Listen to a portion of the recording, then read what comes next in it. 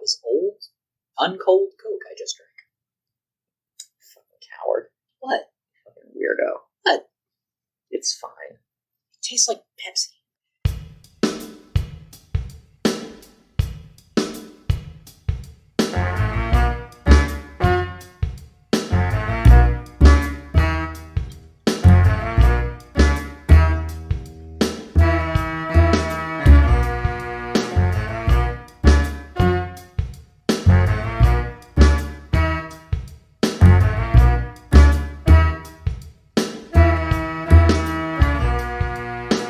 Hello, and welcome to Late to School, a Sailor Moon watchcast. I'm Lorena. And I'm Zach. And today we are going to be talking about my favorite Sailor Moon character. Yep. And the first two episodes she appears in, more specifically. Yeah. Or I guess less specifically. Before we get started on the actual episodes, I had a little sort of extracurricular activity that I had. That no one assigned you. That I assigned myself. Mm-hmm. Which is, I wanted to do a little research on, sort of inspired by Steven Universe, I guess, and how it adapts gemstones to characters. Right. I wanted to do research into what the gemstones that the Dark Kingdom, the Kings of Heaven and Queen Beryl are named after, like what their properties are, and folklore or whatever surrounding them. I mostly looked up like physical properties. Okay. I should look more into sort of crystal healing type things. Yeah. And see, maybe revisit Gem Time with Zach. Does crystal healing have anything more specific than just it heals you? Oh, sure. Yeah. Like crystals, different types of crystals are used for different things. Okay. Some are used for emotional healing, some are used for physical healing. Mm-hmm. Like mental healing, also like psychic stuff is a thing. Okay. But that's not relevant at all to most of what I researched. Yeah. I just did physical properties this time. That's fine. But this could be a recurring segment where I just talk about gemstones. Uh-huh. So what's up? So, going in order of sort of introduction to the characters, I wanted to start with Beryl. Right.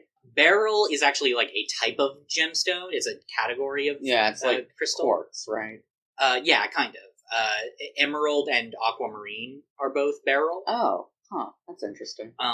It's highly valuable for collectors, and also it's valued for industrial purposes because it produces the metal beryllium, which is used in, I forget what it's used in actually. I think it's used in manufacturing. Okay. Some of the largest crystals on Earth are beryl. It typically grows in hexagons, and it is transparent and colorless except when it is corrupted by impurities. Okay. Does it have sort of like pinkish skin and red hair when it's corrupted? No. Green usually. Beryl is usually green. Does she have green skin? I couldn't remember. No. Oh. No. The gemstone Beryl is usually green, not the character Queen Beryl. Jadeite can form the gemstone jade. Right, yeah. Obviously. But also, nephrite can also form jade. Jade made from jadeite and jade made from nephrite are nearly identical, except jadeite jade is rarer and more sought after. Okay. Which feels opposite for the characters. Yeah, that definitely feels like the opposite. Jadeite is rarely collected in raw mineral form because it is rough and uninteresting. That is what the website said. And that did feel appropriate. Jadeite usually forms in dense fiber clusters or small, slender crystals. Okay. And it's usually some shade of green, but can be other colors, including yellow. Okay. And I noted that down because he has blonde hair. Nephrite is a form of the mineral actinolite, which is made of tough, hard, interwoven fibers that are extremely dense. Nephrite contains asbestos. Okay. And can be very hazardous to health. And actinolite in general, which nephrite is a form of, can also form in splintery hair-like masses of crystals, which I noted because he has long hair. He's got the long hair. Mm-hmm. Is the asbestos why his blood was green?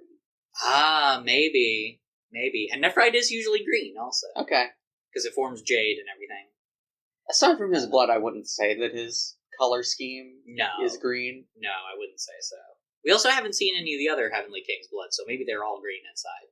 Well, we have or we? will in this episode. Oh, that's right. That's right. I remember now. Yeah. Zoisite is named after Baron Sigmund Zois von Edelstein. Oh my god. Which I just wanted to... I assume the other ones don't have interesting name origins? Not that I saw. Okay. It's usually gray or brown, but can be heat treated to form a valuable blue-shaded gemstone called tanzanite. Okay. And also naturally occurs in other colors like pink and green. Mm-hmm. And it sometimes grows in green formations that are paired with ruby formations. Okay. And then kunzite is a pink or violet transparent variety of the mineral spodumene. Yeah, uh-huh. I think that's how that's pronounced. I've seen that word before. Okay. Spodumene has a green variety called hiddenite. Where'd you put our gems? Don't worry, I hiddenite. Hiddenite is rarer and more valuable than kunzite.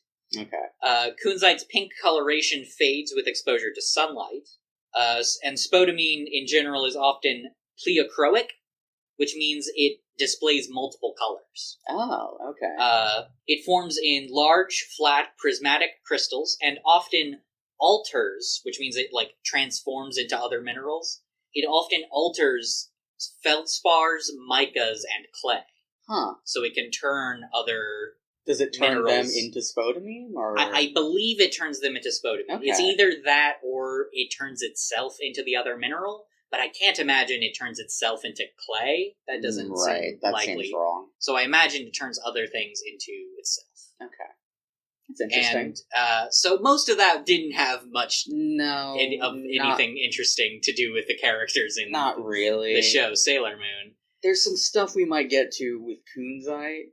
But we haven't seen any of that yet, and I don't remember it clearly enough to be certain that it'll be relevant. Right.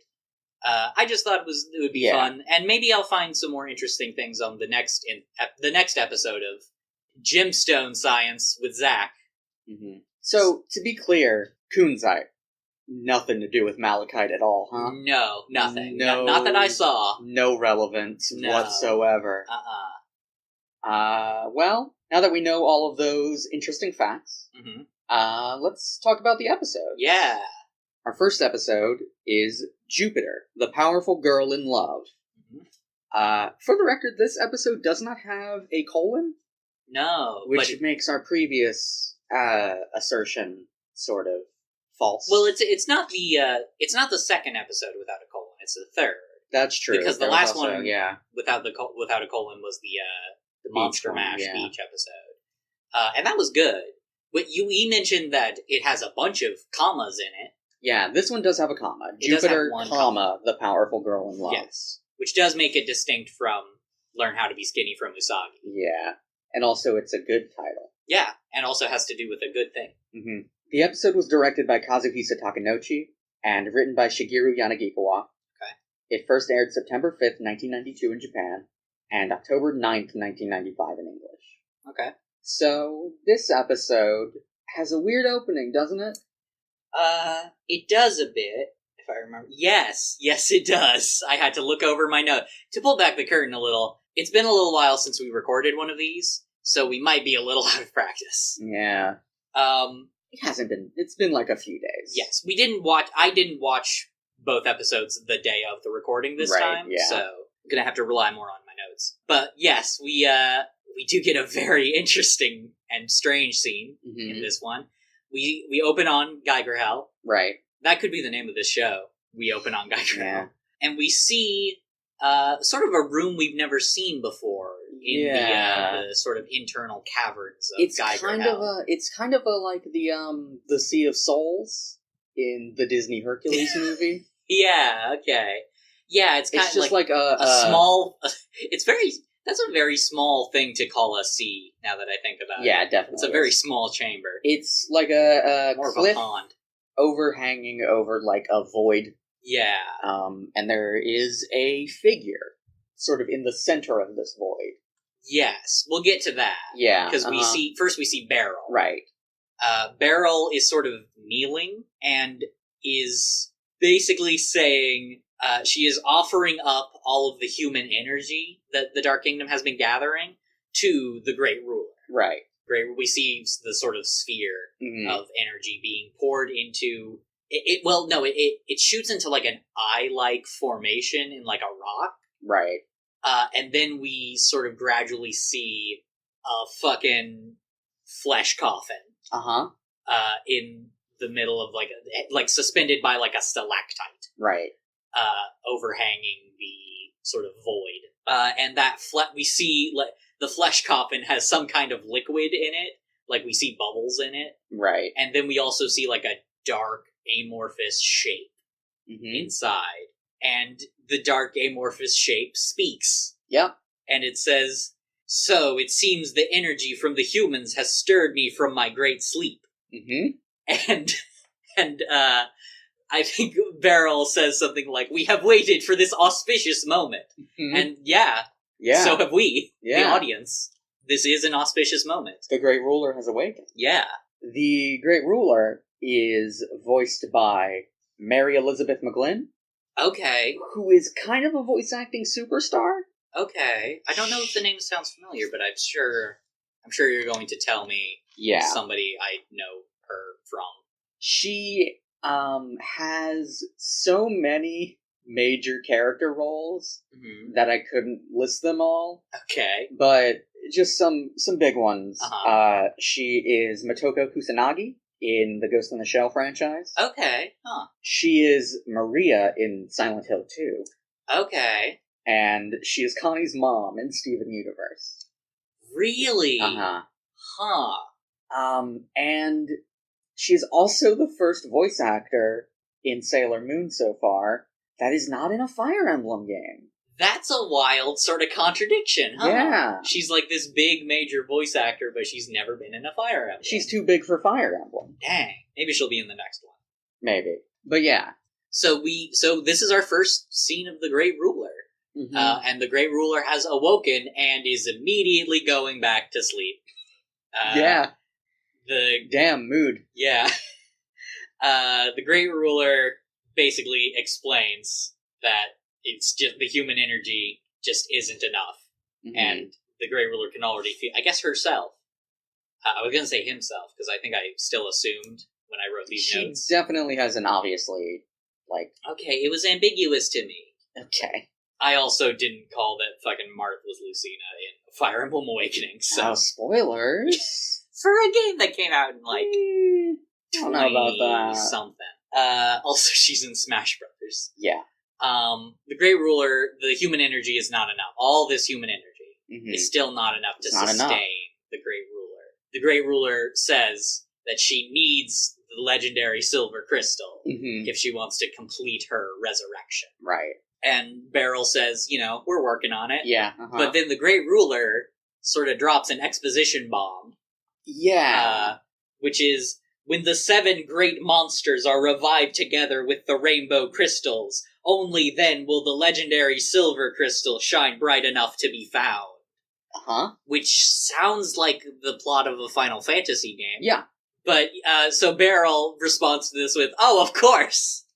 Of course!" Yeah. How could she have been so foolish? How could she have As to have not considered using the rainbow crystals from the 7 great monsters. Yeah.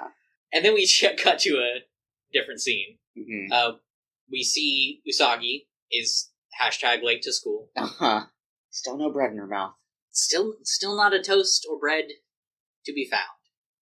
Luna is dragging her lunch bag behind her. Lunch bag, also, this is not a thing I've seen before. I believe... This is a Japanese cultural thing, maybe? I believe that is a bento box that has been wrapped in fabric. Okay, to make it easier to carry. But I think that's what that is. Okay. So that's why... we see her open it later, and it's a bento box. Right. I feel like a lunchbox would still be more efficient to... Probably? I don't know. Usagi rounds a corner, though. Yes. And bumps into a hooligan. A hooligan. A shady-looking fellow, one might say. Hunched over so much when he stands up. But he does get knocked the fuck down. Yeah. And there are she apologizes. And there's sort of a squad of hooligans. Yes, a squad of rough boys, and she apologizes profusely. The guy she knocked over says, "You broke my leg. I heard it snap like a pretzel." That's exactly what his voice sounds like too. This is the last remnant of 90s style anime voice acting in this show. She definitely did not break his leg. Who's to say? She's powerful. She's Sailor Moon. She's not that powerful. Okay. One of the guys, the other guy is a guy with sunglasses and pointy hair. Sort of leans in real close to Usagi and is like, "Hey, what you gonna do now?" Because she broke it. I gotta cover the medical expenses. Yeah. Let's exchange insurance information. Yeah, and then we hear Usagi is very scared, of course. But then we hear a voice say, "She said sorry." Yeah. And then we sort of turn to see a tall, somewhat severe-looking kind of girl in with a brown ponytail. Yeah. And like a brown dress, I think. Yes. We'll talk about that in a bit. Okay. This girl says that she saw everything that happened, and sort of chides the rough boys, the rough boy gang, the hooligans, for trying to con a teenage girl. Yeah, since she barely bumped him. And then the guys get really angry at the accusation. They're deeply offended. Yeah, and one sort of approaches her and lifts a hand up to shove her. I guess he puts a hand on her shoulder. Yeah, it's like he's about to do that. Yeah. And then she grabs him by the wrist and just kind of suplexes him. Yep. I think it's more of a judo throw. It's more of a, yeah, you're right. You're absolutely right. She judo throws him onto his back, onto the ground. Yes. And then the other guy rushes her, but she dodges and fucking knees him in the abdomen so hard that he falls down. And we get a cut to just Usagi being like, "Wow." And the third guy who Usagi knocked over, just kind of being scared and scampering away. So she just kind of one-punch manned these two fuckos. Yeah. Because they are out. They are out cold. And then she checks to see if Usagi's okay. And Usagi's like, sure. Is she blushing at this point? I believe so. She's definitely blushing at some point in this scene. Yes. And so this tall girl tells her to take care, and she starts walking away, and we sort of see from Usagi's perspective her staring at her sort of rose-shaped earrings. Yeah. Which, sort of glint in the light. And Usagi's like, "She's so cool!" But we do get a cut to Luna here. Luna senses some sort of mysterious aura. She is susp. No idea what that means. No idea. No. And then we cut back to Geiger Hell. Yeah. Back to Queen Beryl's throne room. Where we see Zoisite and Kunzite are also there. And Beryl is sort of talking about what the Great Ruler said.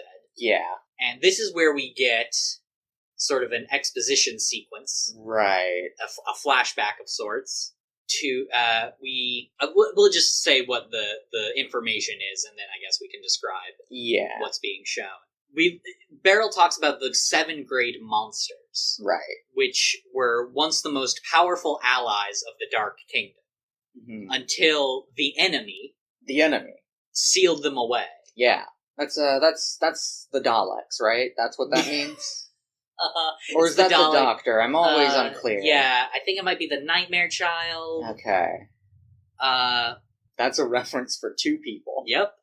Beryl, specifically, I think Kunzite is the one who mentions that the 7 great monsters were the most powerful allies until the enemy sealed them away. But Beryl is the one who says that they were sealed away in fragments of the silver crystals that were hidden on Earth. Yeah.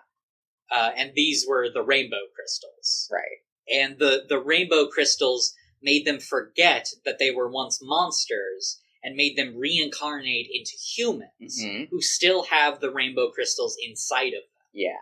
And then we see sort of a sequence that we see like the 7 shadowy monsters. Yeah, there's a bunch of monsters, and they get sort of encapsulated in these 2 gachapon orbs. Yes, that are all sort of each one is a color of the rainbow. Yeah. And they get sort of scattered to Earth. Mm-hmm. I guess not scattered very far, because this show is just set in Japan, but... Listen, if New York can be the center of the universe, then so can Tokyo. That's fair, that's valid.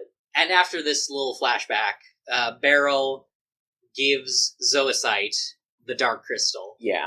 Which Zoisite had last, so he must have given it to Yeah, Beryl. probably. She sort of throws it out of her orb. And he catches it. Yes, and she says that she has reprogrammed it, basically, to be able to locate the rainbow crystals. Right. Only locate the rainbow crystals. Yes. So it won't, malfunction and just detect strong love or anything. Yes. No explanation on that still.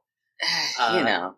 And Zoisite wants to try it out. Mm-hmm. And so he does his new stock footage. Which is him going, Zoe! Uh-huh. And throwing the dark crystal into the air. And it floats there, and it displays an image, which is of a bespectacled man. Yeah, with sort of a backwards baseball cap. Yes, with a yellow jacket. All of his clothes are too big for him. Yes. Which we'll see more of later. Yes. And they deduce that this is where the first rainbow crystal is. Mm-hmm. And they're gonna get it. They're gonna get him. And then we cut back to the school. Mm-hmm. We see sort of the outside of the school. It's like what's the playground, I guess. I think it is kind of a park. I don't know if middle schools have playgrounds. Okay. So it's probably more like just an outside. Grounds. A quad, perhaps. A quad. I hate quad. I hate the word. I don't know why they're called quads. We Usagi is skipping along. Very happy to eat some food. Yes, she's singing a little song which goes a little something like this. Oh boy. Lunchtime, my stomach's growling like a big old bear. And that's all we hear of the song, unfortunately, but that is what she sings. It's pretty good. And as she's strolling to have lunch, she spots the girl with the rose earring. Yeah. Before, which is my favorite sequel to the girl with the dragon tattoo. Well, it's the sequel to the girl in the spider's web, right? Oh, yeah. Mm-hmm, mm-hmm. Which is in itself a sequel to the girl with all the gifts. Uh-huh. Which is itself a sequel to the girl who left beat time. There's a lot of those, huh? Yeah, One of those is an anime. Also, that's also a sequel to the girl in the fireplace. Yeah, There's a lot of those. There's a lot of it. Anyway. Usagi spots her. Yes, and she sort of spies on her from behind a tree. She, this mystery girl is sort of sitting, eating lunch. Mm-hmm. And Usagi's sort of spying on her. And then Melvin pops up. Melvin. He just fucking jump scares. He jump scares Usagi. He does have a good line here, which is, "Hey, Usagi, did you know that girl you're stalking is named Makoto Kino?" Yes, that is, yeah, She sort of, Usagi sort of drags him behind the tree. And he continues to sort of exposit. Yes. You know how in various Powered by the Apocalypse RPG systems, I have no idea where this is going. Enemies have just a thing they do, like their sort of drive. Yes, their instinct. Their instinct. Melvin's is just exposit. Yes. That's also his one special NPC move. It's exposit. Yeah. That is his only motivation. Yeah. I love that he exists. I hate him. Do you really love that he exists? I love characters that are just weirdos who exist to give exposition. That's fair. I wish it wasn't Melvin. Yeah, that's fair. So, Makoto Kino, a new transfer student to the school. She is really strong. And got kicked out of her last school for fighting too much. Yes. And Melvin is sort of nervously warning Usagi about how she probably shouldn't talk to her. Mm-hmm. And then Melvin sort of turns around to look at Usagi, and she has already gone to talk to... She is, tiptoeing up to the bush that Mako is behind. Yes. And she's she does spy on her some more. She Yes. just kind of stares at her lunch. She sees that she has a lot of lunch that looks very good. It looks very good and also, like, very cute. It's got little animal faces in it and stuff. And also her lunch bag is really cute. Yeah. It's got, like, I think it's got stars or something like that. Or flowers. Maybe, yes, I think it's flowers. And then Mako kind of turns and is like, friend or foe? Her spider sense activates. Well, no, that's Rei. Right, sure. This spooks Usagi. Mm-hmm. But then Mako is like, oh, it's you, the girl from before. Hey, how you doing? She asks if Usagi is there to, like, eat with her. Mm-hmm. And Usagi takes that invitation. Yeah. She introduces herself as Usagi, and she sits down, and Usagi just kind of stares at Mako's rice balls. Yeah. And then Mako's like, do you want one? And Usagi's like, well, I'm not usually much of a big eater. Which prompts an off-screen, huh? From, Umino. Yeah. But she does accept Ob. Mm-hmm. I should say, at this point, Makoto is voiced by Amanda Celine Miller, who is a relatively new voice actor. Her earliest credits are from 2013. Okay. So she doesn't have a lot of big, like, credited roles. Okay. This dub is from 2015, right? This dub is from 2014. Okay. She is Boruto, though. She is Bort. She's Bolt. Oh, I didn't realize. She is also Sully in Fire Emblem Awakening. Oh. And Shurche. Shurchi? How should I say that? How should I say that name? I should know how to say that name. I say Churchy, but... Shurchi. I mean, we should leave this in, I feel. Fine, whatever. She's whatever that Wyvern Rider lady is named. She's Shurchi. Okay, cool. Yeah. She's a very good character. I like her a lot. She's two very good characters in that game. But, yeah. And Mako says, basically, like, it's nice that she came over to eat with her, because it seems like people are afraid to talk to her. Yeah. Which is very sad. Yeah. And Usagi, this is the first moment where Usagi calls her Mako. Yes. We've been calling her Mako. I've been calling her Mako in part because I'm not entirely still sure how to pronounce Makoto. I think it's Makoto. Okay. But, yeah, I could be wrong. They say Makoto, I believe, in the show. Okay. But dubs aren't always right about that stuff. Right, fair. Una Tenjo. No, Tenjo is right. Tenju is what they say, and is very wrong. And Usagi is basically like, well, Mako, can I call you Mako? She gets very afraid for a second. And Mako is like, yeah, sure. I'm pretty sure in the Japanese that it was like Mako-chan or something, which is informal. Right. She says, your mom makes the best packed lunch. And Mako sort of blushes and is like, oh, actually, I made this.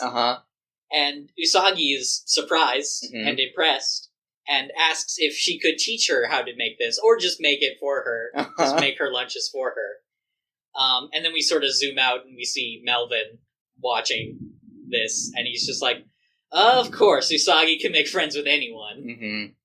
I think he's a lot more admiring than that. He's like, I feel like he sounded pretty judgy to me for some reason. Okay. And then we cut to the arcade.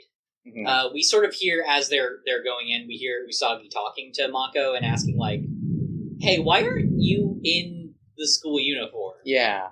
To which Mako is just like, this outfit suits me better. Yeah, okay, so I think in the manga, her explanation is that the Juban Middle School uniforms were too small for her. Okay. But either way, so Mako's uniform is a specific style of, like, it's a style of fashion, I think, that is either called a sukeban or worn by girls who are called sukeban. Possibly both. Okay. And I believe sukeban translates literally to girl gang boss. Good! So, and the style is sort of typified by longer skirts than usual, rolled up sleeves, And no bow or ribbon or tie or anything like that. Okay. Which all describe Mako's uniform. Mm-hmm. So, the original plan for Mako that has not survived in explicit terms, but is maybe implicit in the anime and manga, is that she's a hoodlum. She is a Sukeban. She is a delinquent. Okay. Because she got kicked out of her school for fighting. There's literally a scene in the manga where she buys beer from a vending machine. Good. Uh-huh. Oh, wonderful. Mm-hmm. That just puts her in a whole new light for me, but still so good. She's my good rough girl. Mm-hmm. So when we see them enter the arcade, Usagi is very sort of upset that Motoki isn't here right now. Yeah. He's not working right now, I guess. And Mako's like, who's Motoki? Is he your... And Usagi... gets nervous and is like, oh, you know. And then Mako finishes her sentence with, older brother or cousin? And Usagi falls, just falls over. And she tries to explain that Motoki is someone very special to her. Mm-hmm. And as she is trying to explain that, Mako has just kind of fucked off. Yeah, she's just playing on an arcade machine. I think she's playing Sailor V. Probably. That's the only game this arcade has that matters. Yeah, That and the Crane game. That, of course. Well, we'll talk about that. And Usagi falls again. Yeah. In distress at being ignored by her new friend. But then, speaking of Usagi's friends, some of them are here now. Yeah, Ami and Rei arrive. Ami and Rei, and also Ami holding Luna. Mm-hmm. They just sort of walk into the arcade. I don't know if you're allowed to have cats in an arcade, but Motoki's so chill. Motoki doesn't seem to mind. Yeah. I assume whoever else works the arcade is also probably as chill as him. Probably. They never seem to be around, so yeah, we never super actually, chill. Yeah. And Usagi's like, hey guys, what are you guys doing here? All together. All my whole superhero gang all together. And Ami says that Luna said that she's worried about Makoto. Yeah. And Usagi says that Luna worries too much. And we hear Mako just yell at the game she's playing in anger and frustration that she's losing. And Usagi sort of walks her friends over and introduces them to Mako. Who stands up. Yes. And Ami and Rei just are both sort of wide-eyed. Oh, it's I love that. It's a really good visual gag that doesn't get really commented on. Yeah, no. And Usagi introduces them to Mako. She introduces Mako to them and then them to Mako. She says, this is Ami, the really smart one, and this is Rei, the really mean one. Which leads into an argument. Yeah. Between herself and Rei, which is the voice acting on both Usagi and Rei in this scene is so fucking good. It's really good. Because just Rei is just trying to be faux politeness, wait, did you say I'm the mean one? And Usagi's just sure did. Just completely deadpan. And then Rei fucking yells, so tell me the year, month, week, day, hour, minute, and second I was ever mean to you. Yep. And Mako says it's nice that they get along so well. Yeah. And they're like, what? No, what? No, we constantly fight. And Mako says, yeah, but every time you fight, you get closer together. And Ami's like, good one, Mako. And Rei and Usagi are still mad. And then Mako sees Luna and is overcome by Cat. Yes. And just starts petting Luna, who is also overcome by pets. She has previously been suspicious of Mako and is now currently just enjoying being pet by her. And there's this really cute bit where Usagi she introduces Mako to Luna and says, that's Luna, she has a crescent-shaped bald spot, and we all think she's really special. She lives at my place.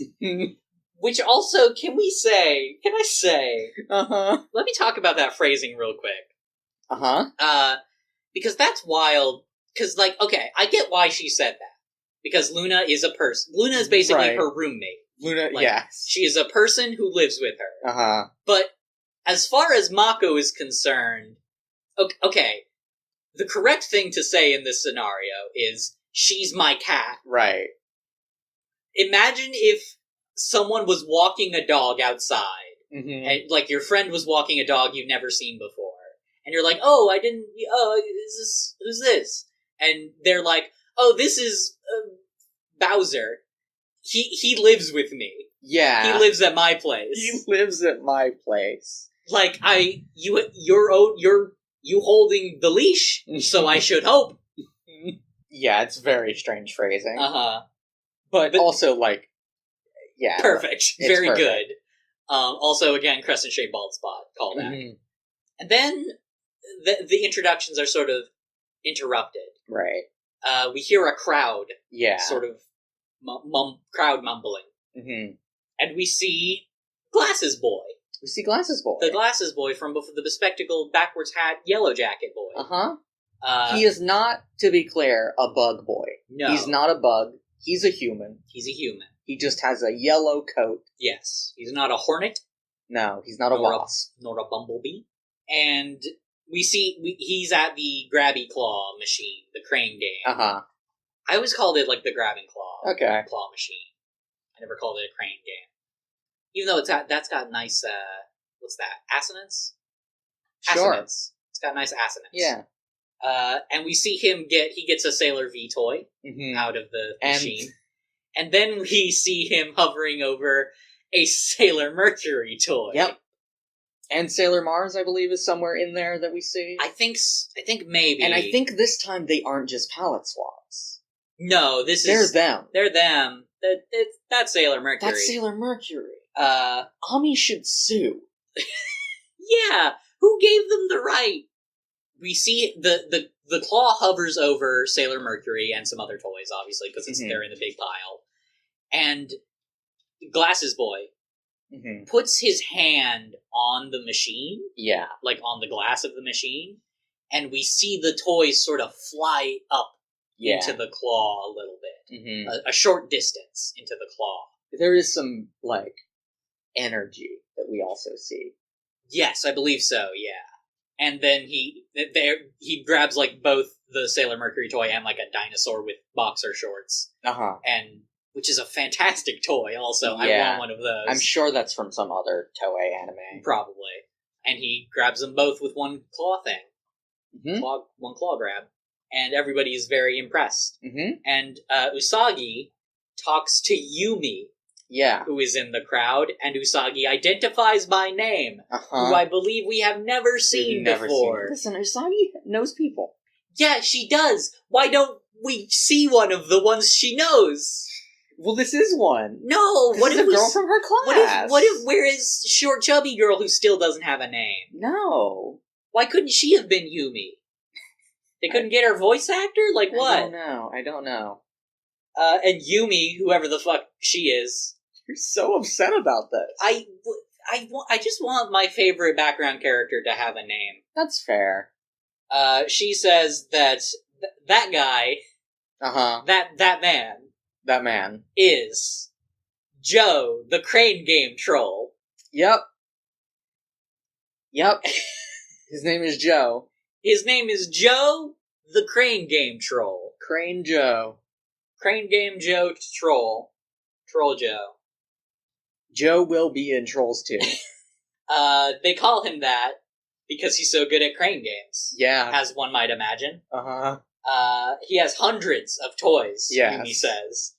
And Usagi's like, wow, that's cool. There's a weird bit of censorship on that in the Deke dub.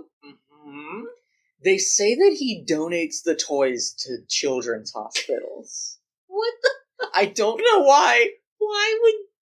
That's not in character for this character. I don't know why. As we'll see later. It's just very strange. Yeah, it's super not. Yeah. And she's like, hey, that's cool, isn't it, Mako? And we turn, and Mako... is blushing. Yes. We get, like, a sort of...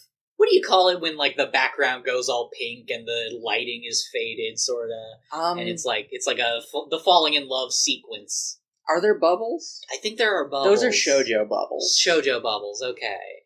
And Mako's just... She's like, he's just like him, my first love. Mm-hmm. And Usagi's like, hello? Earth's Tamako, wake up! And can't tell what's gotten into her, which is weird because she's the guardian of love. Yeah. And then there's we sort of cut later. Mm-hmm. We see Joe. His name is just Joe. Let's call him Crane Joe. Why? Just for fun. Okay, Crane Joe. Joe is a common nickname in Japan, I think. I don't know if it's a given name. So probably not Joseph. No, definitely. I mean, unless he's an immigrant. Right. So we see Joe, Crane Joe, walking down the street, and we see him followed by a shadow, and we see him sort of like drop. I think he like drops a toy or something out of his bag. Yeah, because he's carrying a bunch of the Crane game toys in the bag, and he drops one and picks it up, and we see Zoisite appear before him, and he's like, I found you. This will only take a moment. And then he goes, Zoi! Again. And throws the dark crystal. Yep. And Joe has no idea what the fuck is happening. No. And a sort of beam shoots out of the dark crystal. Yeah. Into Joe's chest. Yeah. And I don't think we mentioned, Joe just sort of leapt down a wall. He did. He's just like that. Yeah. You know, stairs are for losers. Yeah, I guess. So the dark crystal shoots a beam into his chest. Yeah. And it's clearly very painful. Yep. He super is not enjoying it. Yes. And we see, like, the image of a red sort of diamond. Yeah. In his chest. Which we can assume is the red rainbow crystal. Yeah. And then we get to commercial break. Yep. I had a lot of ads for California. Really? Just California-based ads? I had a lot of New Orleans-based ads. Interesting. Anyway. Cut back from commercial. We cut back from commercial. And shit's still going down. Yeah. Crane Joe is still having troubles. But Mako interrupts. Because I guess she followed him. Yeah, she did. And she says, she says to Zoisite, you shouldn't bully people weaker than you. I don't know what she thinks is happening right now. Unclear. He's just holding a diamond that is shooting energy into a man. And I don't know does she know? She probably... How much is she in on the masquerade? Like, she shouldn't be, right? Not at this stage. But she's very sort of unfazed, I would say. Yeah. And she charges at Zoisite, but he continuously sort of dodges out of the way. He makes fun of her fucking fighting style for being barbaric. And then, by this point, I think Joe has sort of fallen on his knees. Yeah. And the crystal is no longer affecting him because Zoisite has been distracted. Yeah. And Mako fucking takes out her rose earring, throws it at Zoisite. Yep. Which he dodges, but then she just fucking slaps him. She slaps him so hard that he starts bleeding from his cheek. His blood is red. His blood is red, yes. And then he says, you prehistoric witch, you scarred my precious face. Which is a Zoisite of a thing to say. Yeah. And then Usagi shows up. Yeah. So first of all, hang on, just to emphasize how important this scene is. How much of a badass Mako is. Oh, yeah. She's not a Sailor Guardian. Nope. She just But she did just fucking slap one of the 4 kings of heaven. Yeah, And drew blood. From his face. She's very strong. She's very strong and real, my friend.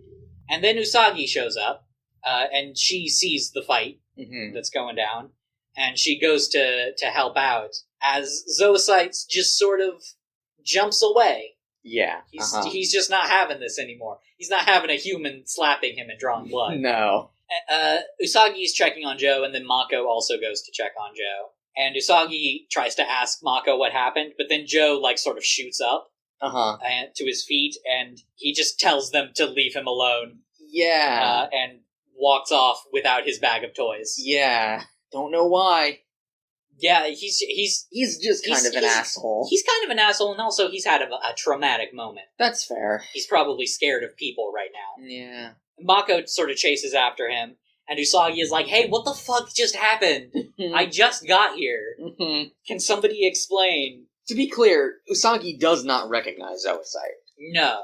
I feel like she did see him. I think she might have. I can't remember. But maybe not enough to, remember his face. Yeah. Luna shows up, also sort of late to the party, and says that she sort of got a massive evil aura off that guy that Mako was fighting, who is Zoisite, and says that he might be part of the Dark Kingdom. Uh-huh. He might. And Usagi's like, ah, shit, that means Crane Joe and Mako could still be in danger. Yeah. And she runs after them to try to keep them safe. Mm-hmm. We see Mako following Joe. Uh-huh. And Joe is like, hey, stop fucking following me.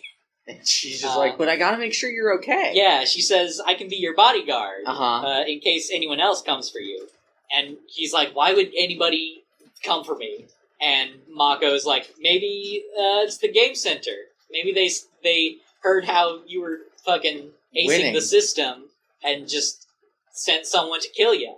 Is that really what she says? Yeah, she says maybe the game center sent someone to hunt you down and kill you. She says kill you specifically, not kill you, kill ya. Oh yeah, she's a delinquent. She asks if he could teach her how to be good at crane game, and she dickishly is like, "You could never do it." And then he clutches his chest in pain. Yeah. And so I guess there's some sort of residual effect. Yes, exactly. Zoisite's attack on him. Yes, whatever he was doing to draw the rainbow crystal out of him. Yeah. Maybe sort of shook up. Yeah, I imagine having anything sort of shake up a diamond that's in your body. Yeah. Is bad. Yeah. Mako tries to help, but he just like stalks into a coffee shop and tells her to leave him alone. And he enters the coffee place, and Mako is sort of just left sadly at the door. Yeah. And then Usagi shows up and is like, well, he's got an attitude. And Mako's like, yeah, that's why I like him. Yeah. He reminds me of the guy who broke my heart. And Usagi is very excited that she's in love. Yeah. Because she's the defender of love. Yeah. She's the guardian of love and justice. Yep. And then we see inside the coffee shop, Crane Joe has gotten himself a booth. And his chest is glowing a little bit. A little bit. And he's clearly still in pain. But then he sort of works through it for a second. He looks outside and sees Mako and Usagi just kind of staring at him through the window of the coffee shop. And he just, gestures for Mako to come inside. And then we see outside, Usagi is very excited about this and tries to basically sort of pushes Mako through the door. Yeah. She's like, wait, what? Are you sure? Are you sure we should? Are you sure? And Usagi's like, yes! Get him! And she goes inside. Mako does. Usagi stays outside and approaches the booth. And Joe tells her to sit down. And he's like, don't get the wrong idea. And that phrasing, I guess, makes Mako very excited about what he's about to say next. And then he says, it's just annoying for you to just watch me from outside. And she's very disappointed and sad. And then Crane Joe explains the reason he's good at crane games. Yeah. Which is he has a supernatural ability that he's had ever since he was a kid. And Mako's like, what? What are you talking about? He demonstrates on an ashtray on the booth table, because it was the 90s. Yeah. And he gestures towards it, and it lifts up in the air a few inches. Yes. So he has the ability to just levitate objects. Yep. And he uses it to be good at crane games. Weird choice. Yes. Mako says, isn't that considered cheating? And he's like, cheating who? It's a victimless crime. He says, I'm putting my powers to really good use. And it's like, are you? I mean, you're just being very good at crane games. Maybe this is why the Deke dub changed it. They were like, yeah, that line doesn't make sense. That line doesn't make sense. And Mako's like, yeah, okay. Mm-hmm. She's clearly got her doubts. Yeah. And then the waiter shows up. Uh-huh. And Mako is gonna, like, order some tea, I think. And then she turns and looks at the waiter, and it's Zoisite. Yeah. Just in his outfit. He's not wearing, like, a waiter outfit. I wish he had disguised himself as a waiter somehow. Yes. That would have been hilarious, but he just knocks her back with magic. Yeah. Which I don't know why he didn't do before. Yeah. And Joe is scared of the Dark Crystal Man, and sort of starts to scamper away. He tries to crawl out of the coffee shop. Yeah. I guess trying to, like, avoid being seen. But Usagi stops him at the door, and accuses him of running away and leaving Mako behind. But he says he doesn't care about her. She's not his responsibility. And he says, and besides, giant girls like her aren't my type anyway. Which Mako hears. Yes, we get a very dramatic, distraught zoom in on her face. Cranjo sucks. Yeah. He's shit. He's garbage. And he runs out, and Zoisite sort of blink jumps after Cranjo. He blink bunny hops. Yes. He doesn't, like, go... He just teleports, like, 2 feet at a time. It's very strange. Yeah. It doesn't seem like a super efficient method of movement when you can fly. Yeah. And Luna sees this and is like, I knew it. I knew it. Dark Kingdom. Dark Kingdom. Dark Kingdom. Also, by the way, everyone in the coffee shop saw this. Yes. Listen, I feel like people know monsters. People know. I think people know. Usagi checks to see if Mako is hurt, and she is, just not physically, just on the inside. And she says, that's the second time a guy I liked said that about me. Which is very sad. It's very sad. It's so bad for Mako. And then she's like, I've had it! And then stands up and fucking charges out of the coffee shop. Yep. And then we cut to it later, I guess, a little bit later. Not too much later, because we see Cranjo running. He's running through, like, a park, I think, and it's nighttime? It's nighttime now. Yeah, so it must have been a little bit. The sun sets fast in Japan. Yeah.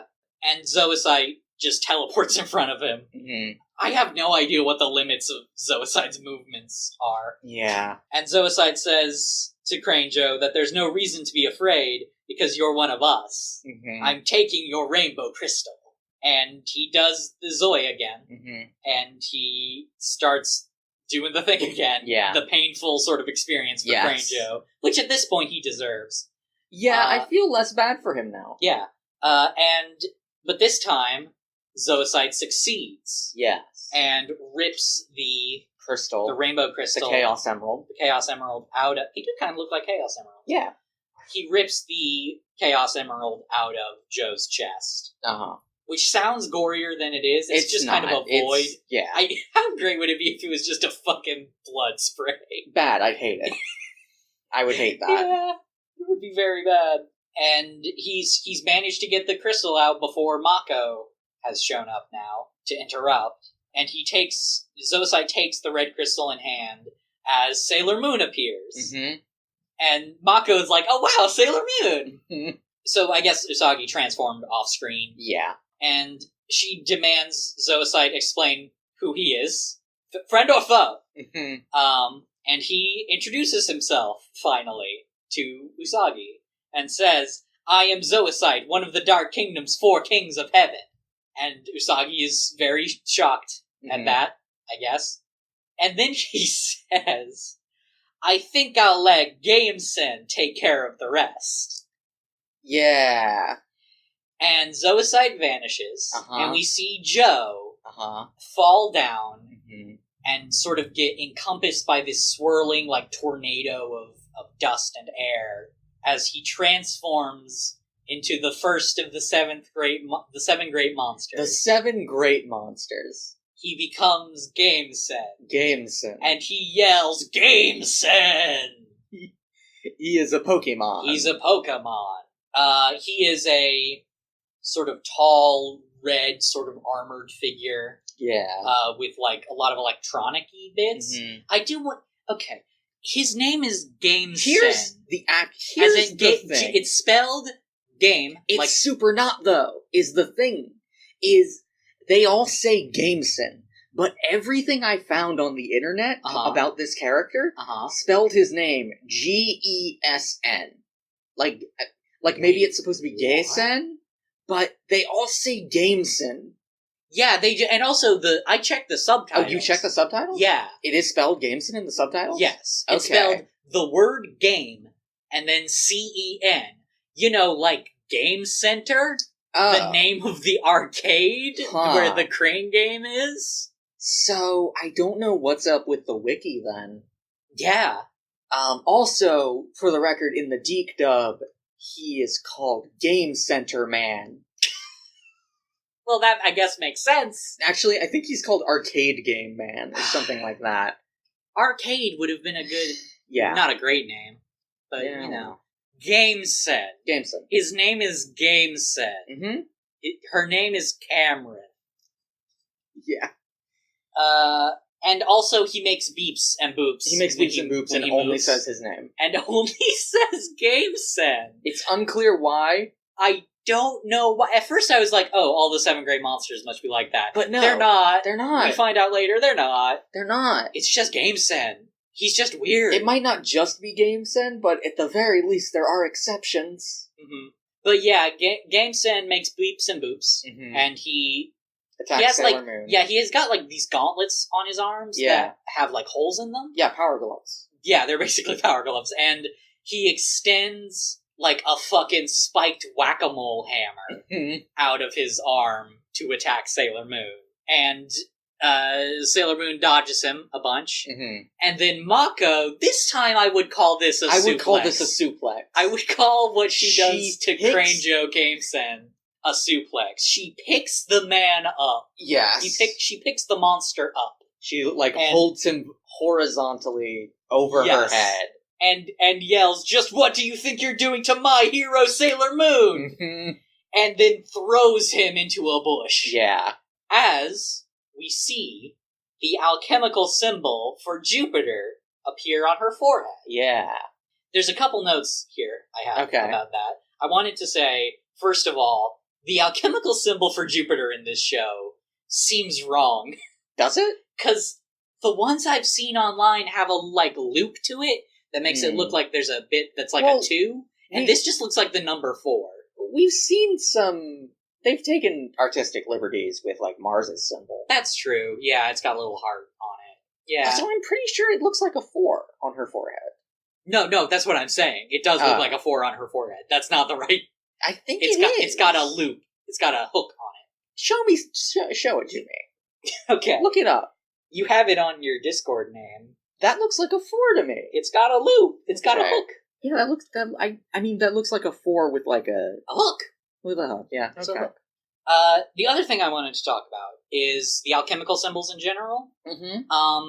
I looked these up because I think we were talking about, is there an alchemical symbol for the moon? Right. And so I looked these up. I wanted to understand more about them. So the way this works is in alchemy, there are 7 planetary metals. Okay. So these symbols represent both those metals and the planets. Okay.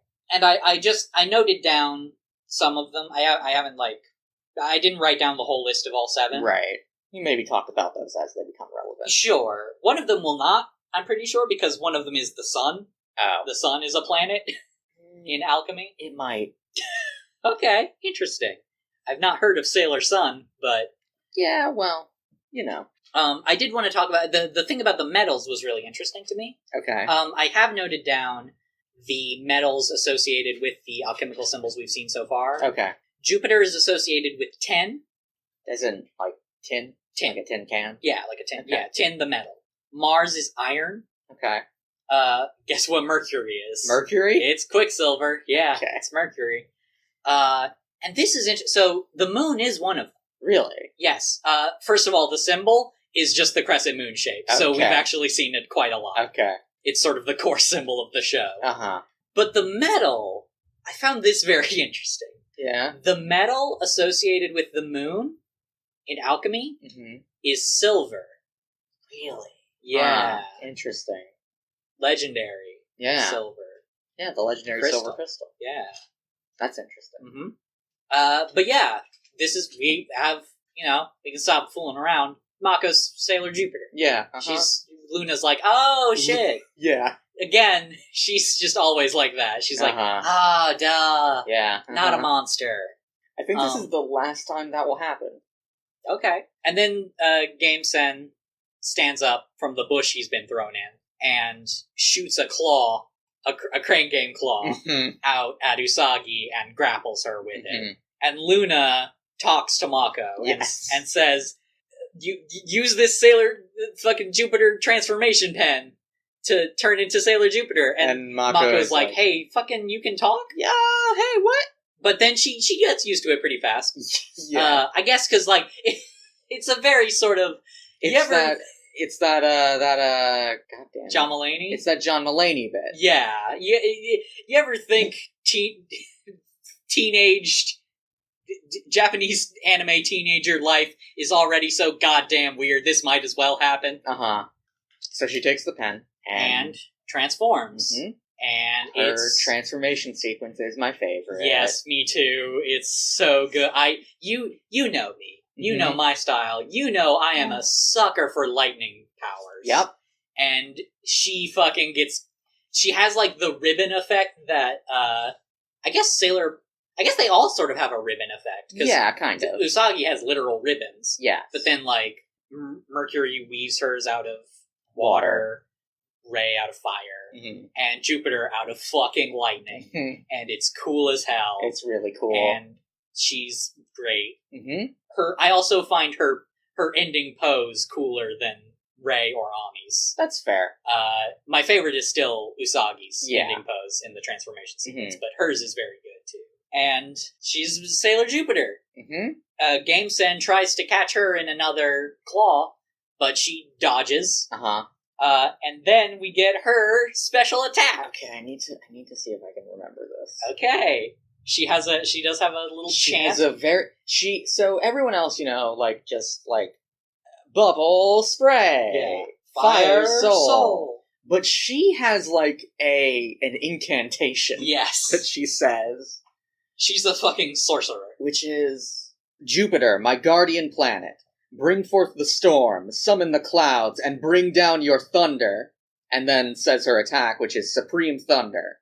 And it's very cool. Yes. It's fucking rad as shit. She manifests like an antenna out of her tiara that calls down the lightning and just shoots a massive blast of lightning. And Usagi is like, Supreme Sunday? Yeah, which is... okay. But yeah, she blasts Game Sen back, and she's about to blast him again, but Luna stops her and says, "Hey, he's still a human. Yeah. That's a human man. Yeah, we shouldn't kill him. We shouldn't kill him. We should. We should kill him. But she says, we need to turn him back into a human. And they're like, how the fuck? And, how do we do that? And Luna does the magic backflip again that we haven't seen in a while, and she creates a little, a pink wand. Yeah. With, a red, gemstone on it, and then, a, crescent moon. Yeah, a crescent moon sort of arced shape on it. Yeah. And Usagi's like, hey, what's this? And it's Luna... the moon stick. Yeah. It's the moon stick. It's the moon stick. Listen, it probably sounds better in Japanese. I don't know. It could also just be called moonstick in wand. Japanese. The word wand is right there. It's the moonstick. Baton, The problem is the moon wand is something else. You're kidding me. I don't know, actually. Oh, okay. It probably is, though. And Luna teaches Usagi the new magic words for her new cool artifact, which is moon healing escalation. Yeah. And we get some new stock footage of Usagi using moon healing escalation, using the moon stick. And I believe it has some new music, which is really cool. Yeah. And Game Sen is like, Game Sen, game refresh! Yeah. And transforms... Get used to that. And transforms back into Joe. Back into good old, bad old Crane Joe. Man, Crane Joe. Luckily, that's the last we see of Crane Joe in this episode, at least. He's hopefully forever. And then we move into the denouement. Well, kind of a denouement. Luna. I forgot that this happened in this episode. Yeah, this actually has sort of a bit before the denouement, I guess. Yeah. Luna tells Mako, "You're the fourth Sailor Guardian, Sailor Jupiter." Mm-hmm. Which, we can, I think we all know that at this point, Luna. But then she says, "Sailor Moon, now that we've found all 4 Sailor Guardians, you will lead the team to find and protect our princess." Yep. And Usagi's like, "Wait, I'm supposed to be the leader?" And Luna says, "Yes, the moonstick signifies your position as leader." And then there's sort of a dramatic close-up on the moonstick. Uh-huh. So that's interesting. Yeah. All 4, huh? All 4 of them. Yeah. These are the only ones. These are the only ones. There are no others. There are no other Sailor Guardians. And then we move into sort of a denouement, where we're back in the arcade. Yeah. Crane Joe is nowhere to be found, thankfully. Mako is still playing and failing at the Sailor V video game. I love that sort of... We found all 4 Sailor Guardians. Next scene, reminder that Sailor V exists. Still haven't got an explanation on her. Mako is like, "Oh, boys, I never want to see another boy again." Who needs boys? Then we see Usagi's also there, and she is talking to Motoki. Who is very awkwardly, like, hiding his arms in his apron. It looks very weird. I didn't notice that, but yeah. He's talking about how he's kind of upset that he missed Crane Joe. Yeah. The fucking crane troll. Yeah. And Usagi's like, "Hey, it's nothing. It was nothing special." Yeah. And she introduces Motoki to Mako. And Mako is immediately like, "You're just like him, my first love." And Usagi says, "Wait, what? You said that about Crane Joe?" And she says, "I was just talking about his voice." Yeah. And now Usagi is 2 for 3 on her new friends falling in love with her love interests. Yep. And then the episode ends. Should we just move into the next one? Because it's sort of... There's stuff I want to talk about, but I think it's mostly stuff I want to talk about in context of both episodes. Okay. I'm glad to have finally met Sailor Jupiter, though. Yeah. So the next episode is episode 26. I didn't say that the last one was 25, but you know. Yeah. Restore Naru's Smile, Usagi's Friendship, which was directed by Kunihiko Ikuhara and written by Sukihiro Tomita. Okay. Ikuhara, you know. Do you not? Do I have to remind you again? Utena. Okay. Ikuhara Utena. I gotta remember that. It aired September 12th, 1992 in Japan, and October 10th, 1995 in English. Y'all, this is a wild fucking episode. This is a wild episode. I feel like maybe we should just expect that from our boy Ikuhara. Yeah, at this point. That's fair. Let's start with the intro speech. Let's start with the intro speech. Because it is different from the speech in the episode. There isn't much of a speech in the episode, really. Not really. There also definitely really wasn't one last time. No. But it was, a lot of space dedicated to introducing Mako. Yeah. But our intro speech for episode 26, I do want to give a little bit of context of the visual. We don't talk about the visual montages in the intros much. Not really. But, we see, a priest and a graveyard and very Christian imagery. And the intro speech that Usagi says is, "Oh, please, God, please, can you help mend a sweet girl's broken heart? Zoisite, you committed evil on sacred ground. You're not going to get away with it. I am Sailor Moon, and in the name of God, I'll punish you." In the name of God, I'll punish you. In the name of God. Not the moon this you time. You have become a charming servant of the devil. What the fuck? In the name of God, I'll punish you, and you have become a charming servant of the devil, have equal but opposite energies. Yeah, anyway. Yeah. I do want to note, after that intro, we then get, the usual sort of Oh, yeah, thing, well, we get a different introduction. Yeah, we get a different introduction. Because usually it's the recap, sort of like, hi, I'm Usagi Tsukino, these are my friends, we're superheroes, it's cool. But this time, it's the same, a lot of the same animations. There's Usagi turning around and going, hey, but this time, like, she's like, hey, and then there's, like, a long pause. Is there really? There's, like, a weirdly long pause. I didn't notice that. And then she talks about how, hey, I'm Sailor Moon. She says, I'm Usagi, you know me as Sailor Moon. Right, yeah. And now there's a fourth Sailor Guardian. She is no longer introducing us to Rei and Ami. No. She's just like, hey, Mako's here. So that was interesting to me. Yeah. There's not much else to that intro. Just like, hey, Mako's here. And then we get into the episode proper. We see... this is a weird sort of scene we start out on. Yeah. We do not start out on Usagi's house or Geiger Hell, which is the usual. No. We start out... We see, like, a castle. Yes, we see fog, and then a castle sort of looming out of the fog. I do want to point out the music in this scene is important diegetically even, but also just important thematically, I feel, because it's like a somber music box chime cover of the main theme music.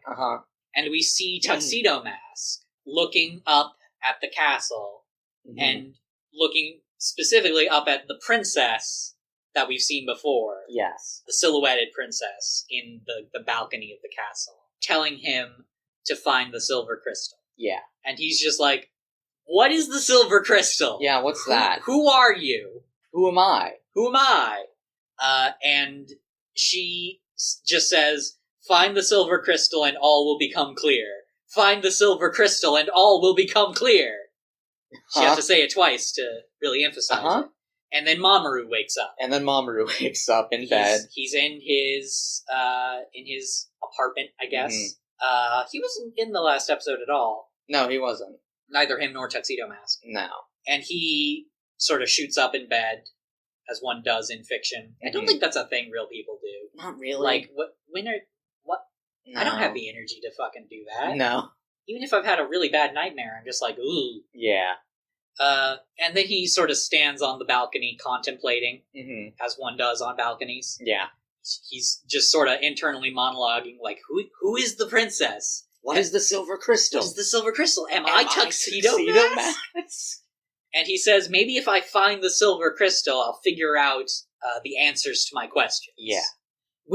And this is the indication to us. He doesn't know that he's Tuxedo Mask. Yeah. He is unclear at this point what the fuck is going on. And then we cut to Geiger Hell. We see Beryl on her throne saying, now that they've received a rainbow crystal, she's addressing Zoisite and says basically, like, what's your next move? And Zoisite says that the dark crystal has detected another rainbow crystal inside a man we see. Zoisite displays on the dark crystal. Zoe. A priest. A Christian priest. Priest with weird hair. Weird bad hair. I'm glad we both noticed his bad hair. Also a mustache. Also a sort of pencil mustache. It's just odd-looking man. Yeah. Odd-looking character. He might be white. He might be. It's unclear. His hair, I think, is a different color than his mustache. That's interesting. Sort of a Mario situation. Sort of a Mario. Okay. We don't learn his name, so I'm going to call him Mario. And Beryl sort of just tells Zoisite to get to it. And then we cut to school.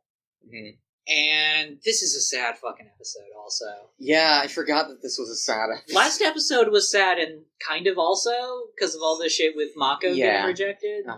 And this episode is also sad. This episode is sad. Sailor Moon's just kind of on a sad streak.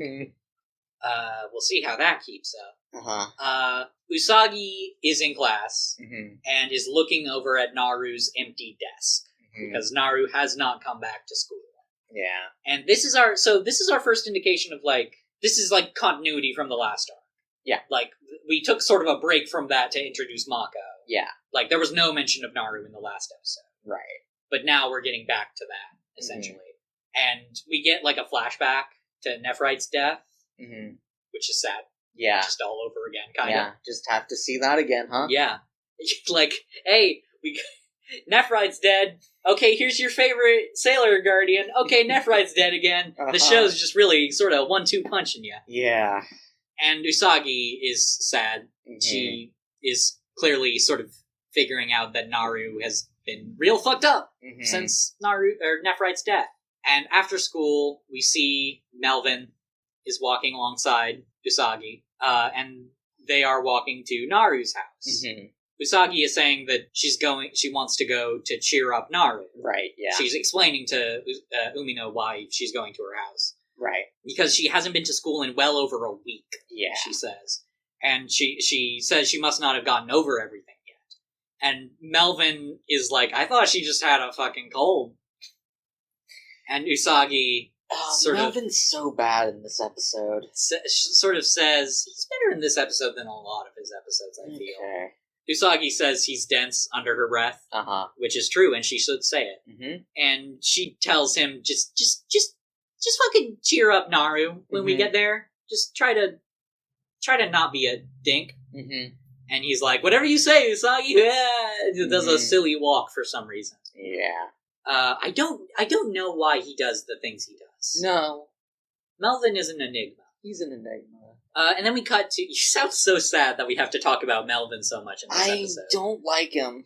And I don't like how much he's in this episode. It's valid. Then we cut to Naru's house.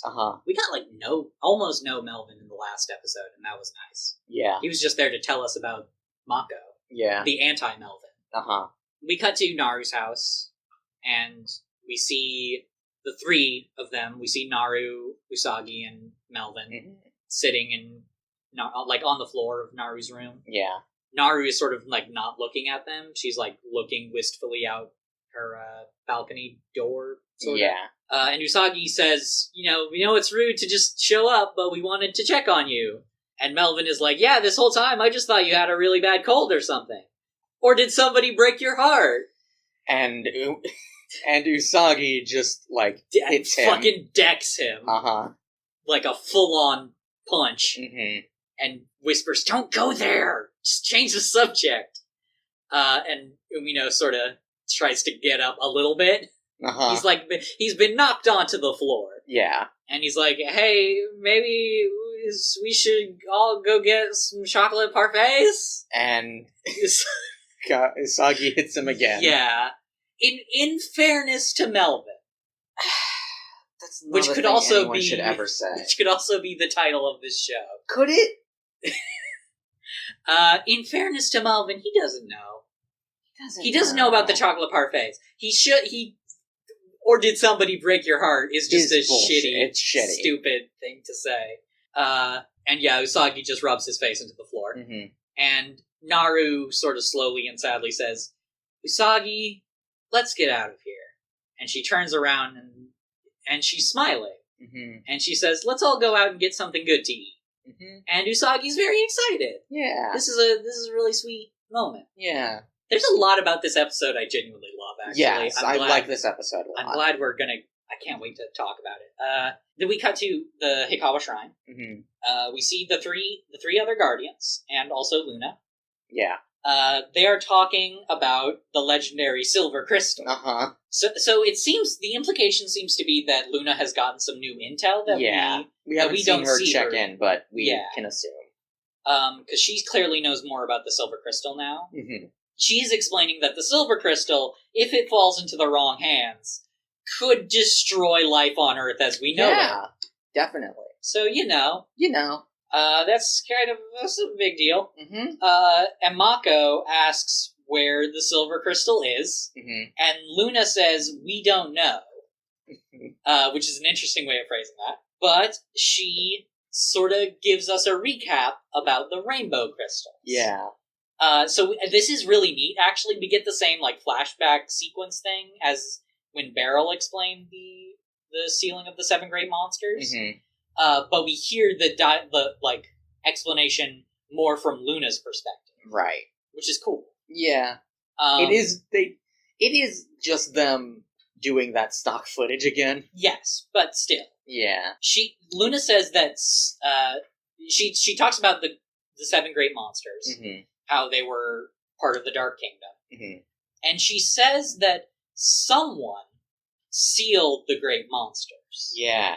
She just says someone. So presumably it's not whoever Luna is working for.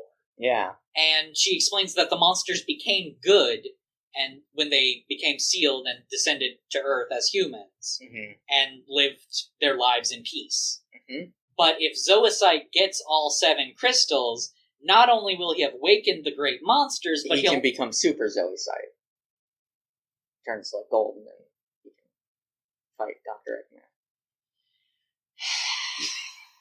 Yeah. Anyway. He takes off his fucking bracelets and their weights. He takes off his limiters. Yeah. Anyway, he would also have the silver crystal. Right. Which would suck, because, again, destroying all life, as we know. Yeah, not great. Not great. Mako is very calm about this. Yeah. And says, well, as long as you've got me around, there's no way this villain's plan will succeed. And then Ray internally is like, damn it, that was just what I was gonna say.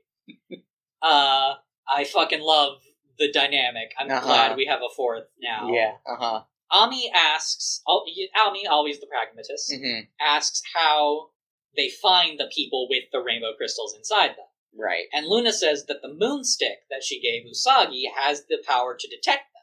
Right. And all the Guardians are kind of surprised at this. And we get sort of a soft cut. Yeah. We are still in that scene, basically. We're still in that dialogue, but while this dialogue is going on, we get a cut to another scene. Right. Which is in Usagi's room. We see the... Actually, it's unclear if this is a cut or an imagined spot, sort of. Oh, no, I think it's supposed to be actually happening. Okay. We see the moonstick on her bed, and she's like messing around with a piggy bank she has. Yeah. She's I guess trying to figure it out. And we hear the dialogue of Ray saying, if that's the case, I'm totally against leaving the moonstick with Usagi. She'll probably try to use it as a hammer or something. And Ami says, there's no way Usagi would do something like that. And then we see Usagi do that. She breaks open her piggy bank. She just smashes it. With the moonstick. And Ami says, maybe she would do that. And then Luna interrupts that spot. She gets back into the camera frame, basically, and is like, hey, I have faith in Usagi. I know she's unreliable and has only the faintest sense of duty, but that's exactly why I want her to be the leader, so she can gain some confidence. It's my belief that if she's given the responsibility, then she'll rise to the challenge. Yeah. Luna believes very much in Usagi. Yes, which is very sweet which and is nice. Good. I'm glad to see that. Ray is fucking the doubt meme. She's just fucking Cole Phelps. Cole Phelps? Cole Phelps, yeah.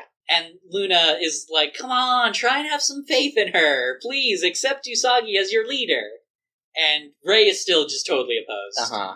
Ami says, maybe we should give her a chance, and then Ray pinches her on the leg, and Ami sort of collapses for a very good comedically long pause, and then gets back up and is like, but maybe we should see how she does before committing. And Ray is just like, yup. And Luna... The voice acting is so good. It's really good.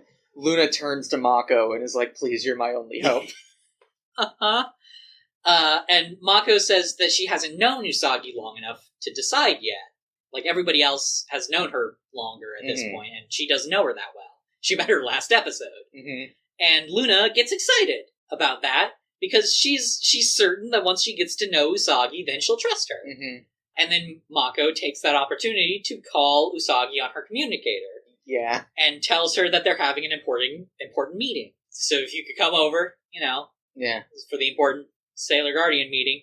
And Usagi says she can't go because she's going to Chinatown to have the yummiest meal ever with her friends. Yeah. And everybody's pretty surprised except Ray. And Luna's kind of crying.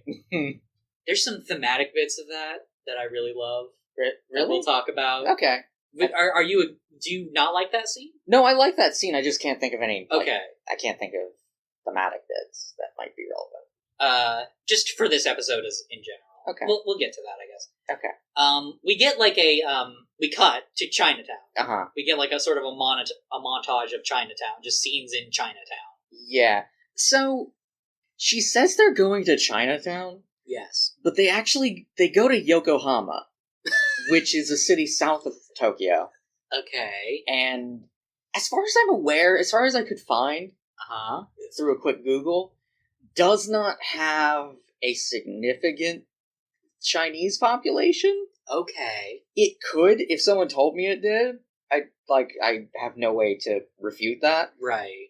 It's very strange that they just call it Chinatown. Yeah, I assumed it would be like, because Chinatown as a term is usually a term for like a neighborhood or series of neighborhoods, right? Where it's within a single city, right, that has like a significant Chinese immigrant population. Yes, I assumed it would just be Tokyo's Chinatown. Right, but it's not. It's a different city, and I don't know why they don't just say Yokohama. That's weird. Do they say Chinatown in the Japanese dub? No, they say not as Yokohama? far as I'm aware. Yeah. Okay. Huh. So we get the montage of Yokohama. Yeah. And then a Christian cemetery. Yes. Where the kids, Usagi, Melvin, and Naru, they're sort of resting on a bench outside the cemetery. Yes. I think they're actually, like, sort of standing at the gates. Okay. Or not at the gates, at the, like, a fence. Right. And it seems like Naru and Usagi are both sort of just staring at the cemetery. Mm-hmm. Because Melvin is like, why are y'all just staring at the cemetery? Mm-hmm. Chinatown is, like, right over there. And you brought plenty of money, right, Usagi? That's why I think that scene earlier fair, is... I think that was Usagi gathering up her funds. Which is all coins. All coins. Well, a lot of yen is coins. That's fair, okay. I didn't know that, actually. And Naru is sad. Mm-hmm. She's looking at the grave. I think she says, like, there's all these graves, but Nephrite doesn't get a grave. Mm-hmm. And she starts crying. Mm-hmm. And Usagi tries to comfort her. And then... Now, I won't be fair to Melvin in this scene. Good. Because there's nothing to be fair. I will be fair to Melvin, which is that he's a shit. That's a fair assessment of him. Yeah, it is. It definitely is. He has this fucking bit about Peking duck. Yeah. And how he wants to eat Peking duck. He really wants to He has a long bit about Peking duck. Yeah. Just read the room. Read the room, my dude. And Usagi rightfully starts choking him to death. Uh-huh. Yeah. Can't kill Crane Joe, but we can kill Melvin. Melvin, okay, we couldn't kill Crane Joe because he was human. Right. Melvin isn't. He's not a human. I don't know what he is. Well, he's a gremlin. He's a gremlin. He's a Melvin. But, so Usagi starts choking him, and they're both sort of distracted by that. But then they realize Naru is gone. Mm-hmm. They look behind them and Naru is just gone. And then we sort of cut within the cemetery. Yeah. Where we see the pastor. We see a priest. The priest man. From the priest with the bad hair. Uh-huh. And we see Naru approaching him. To be clear, he's wearing, like, a cross around his neck and, like... Yes, he's got the garb, he looks like a Christian priest. Yeah, he's got the black vestments. He's got, like, the weird collar thing that I don't know what it's called, but it's a thing. And Naru approaches him and is, like, just addresses him as just pastor. Mm-hmm. So I don't think she knows him. No, she's, like, no. I just realized this is the Japanese equivalent of, like, a character in an American show going to, like, a wise Buddhist monk for advice. Like, I need to go to this strange, exotic... it kind this of exotic, isn't it? Learned individual. This wise man. Mm-hmm. But it's just a Christian priest. So it's super silly to us. Yeah. Oh, I love that. Not to say that trope isn't silly in all its contexts, but it's just silly on a personal level. Right. Naru is... She she says that she needs him to tell her what to do, basically, because she doesn't know what to do. She explains that someone close to her has died. Yeah. And we get a flashback. Another one. To Naru dressing Nephrite's wounds with that bit of her shirt that she tore off. And it's very sad. It's very sad. And she says he was living with so much pain in his heart, and I just couldn't save him from it. Mm-hmm. And the priest says, your feelings for him are admirable. I'm sure his soul is at peace. Mm-hmm. Which is a pretty strong assumption. I don't know if the Dark Kingdom has souls. Yeah. I don't know how that works. Unclear. How the afterlife works in this setting or anything. And Naru says, but now that he's gone forever, I'm left with nothing. And the priest says, I don't think that's true. You're surrounded by love. All you need to do is turn around and love will be there for you. And Naru takes that very literally. And turns around. Which is fair, because I would also take it literally. Yeah. Because metaphorically, that means nothing. Yeah. And she turns around, and Zoisite is behind her. Zoisite is there. So, the priest called it super wrong. He called it super wrong. And also, when Zoisite makes himself known, the priest sort of, looks up at him So he clearly didn't know he was actually behind her when he said that, vague mystic bullshit. And Naru's like, who are you? And when Zoisite speaks, I didn't write down what he says here, but when he speaks, Naru recognizes him. Yeah. And flashes back to, when she saw him. When he told the vampires to kill Nephrite. And she's terrified. Mm-hmm. And cut to commercial. Yep. Suspense. Mm-hmm. When we cut back from commercial, Usagi and Umino are looking worriedly for Naru around the graveyard. They're sort of a distance apart. And Usagi's bag starts blinking and beeping. Yeah. And she's like, hey, what the fuck? What's that? And then Luna is like, the stick is picking up a signal. And Usagi is like, hey, when the fuck did you get here? And Luna's like, no time for that. Here's my question. How did Luna get here? Because this is a different city. This is, okay. Did she, Two points, actually. To your point, one, this is a different city. Two, they're not in the city that she said she was going to. They're outside of it. They're outside of it in a graveyard. Yeah. I guess if a cat just hopped on a train, no one would. Sure, and Luna also has magic, so maybe she can sense the moonstick or Usagi or something. And Luna says, just look at the fucking stick. Mm-hmm. And Usagi takes it out of her bag, and the sort of red gemstone on it is the thing that's glowing and beeping. Right. And Luna says that means it's located one of the 7 rainbow crystals. Mm-hmm. And Usagi is like, hey, what the fuck is that? Hey, what's that? I wasn't there for that exposition. And Luna is like, I'll explain later. Mm-hmm. We've got kind of a situation. Right now we need to find the signal source. And she tells Usagi to call Mako on the communicator to tell her that we're, at the graveyard. Yeah. We found the signal. And Usagi's like, wait, so Mako's also in the area? I guess maybe Luna went with Mako. Yeah. And then we cut to Mako in Chinatown / what was it? Yokohama. And she has gotten the signal on the communicator and just sort of runs through the city to get to the graveyard. And we see Usagi and Luna running through the graveyard, sort of following the strengthening signal of the moonstick as it beeps faster and louder and everything. And then we back further into the graveyard with Naru. The pastor asks Zoisite who he is, and Zoisite says, wouldn't you like to know more about yourself? Which is just the amount of the sheer lack of fucks given by anyone in the Dark Kingdom is just fantastic. It's really good. Just I'm gonna just say whatever bullshit I want to say. And the pastor says, I'm just a simple pastor. Yeah. And Zoisite is like, is that what you think? what if we let this dark crystal reveal who you really are? Which, if I were the pastor, I'd be like, what the fuck are you talking about? Mm-hmm. And Naru recognizes the dark crystal and says that it belonged to Nephrite. And she tries to stop Zoisite from using it for evil. Mm-hmm. Which is rad. Naru's a good Naru's soul. good. And then Usagi and Luna see them. They see Zoisite. They recognize Zoisite, obviously, since they met him last episode fully. And Luna tells Usagi to wait to engage until Mako arrives. Yeah. But Usagi sees that Naru is in danger and says that, I can't just let her get attacked by Zoisite.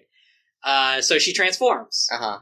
And Zoisite just kind of shoves Naru down. Like, not with magic or anything. No, he just kind of shoves her. And the pastor says, this violence must stop. And Zoisite says he should worry about himself. And he's about to use the Dark Crystal when Sailor Moon interrupts him. Mm-hmm. And is like, hold it right there. And we see her standing on top of a cross-shaped gravestone. Mm-hmm. Now, I don't know if you noted what the gravestone says. Oh, I didn't. There's some interesting sort of Easter eggs in these gravestones. They pan up too fast for me to notice. I paused because I recognized it. It does say, color, black. What? Yeah. The color black is dead? I guess so. It's just color spelled like the British way with a U. Okay. Black. Okay. In English? In English. Yeah, Latin letters. Weird. But then Usagi's like, trying to commit evil on sacred ground? You won't get away with it. Mm-hmm. Does not say in the name of God this time. It is unfortunate. There's a lot less God mentions in this episode than you would expect from the intro? From the intro, although we'll get to some. Okay. But then Zoisite just zaps the pastor with the Dark Crystal anyway. Mm-hmm. So, good job. Yeah, uh-huh. Good job, Usagi. Yeah. And we see the orange crystal inside of him. Mm-hmm. The orange rainbow crystal. And Zoisite calls it forth, and a pillar of, pink smoke encircles the pastor. Yeah.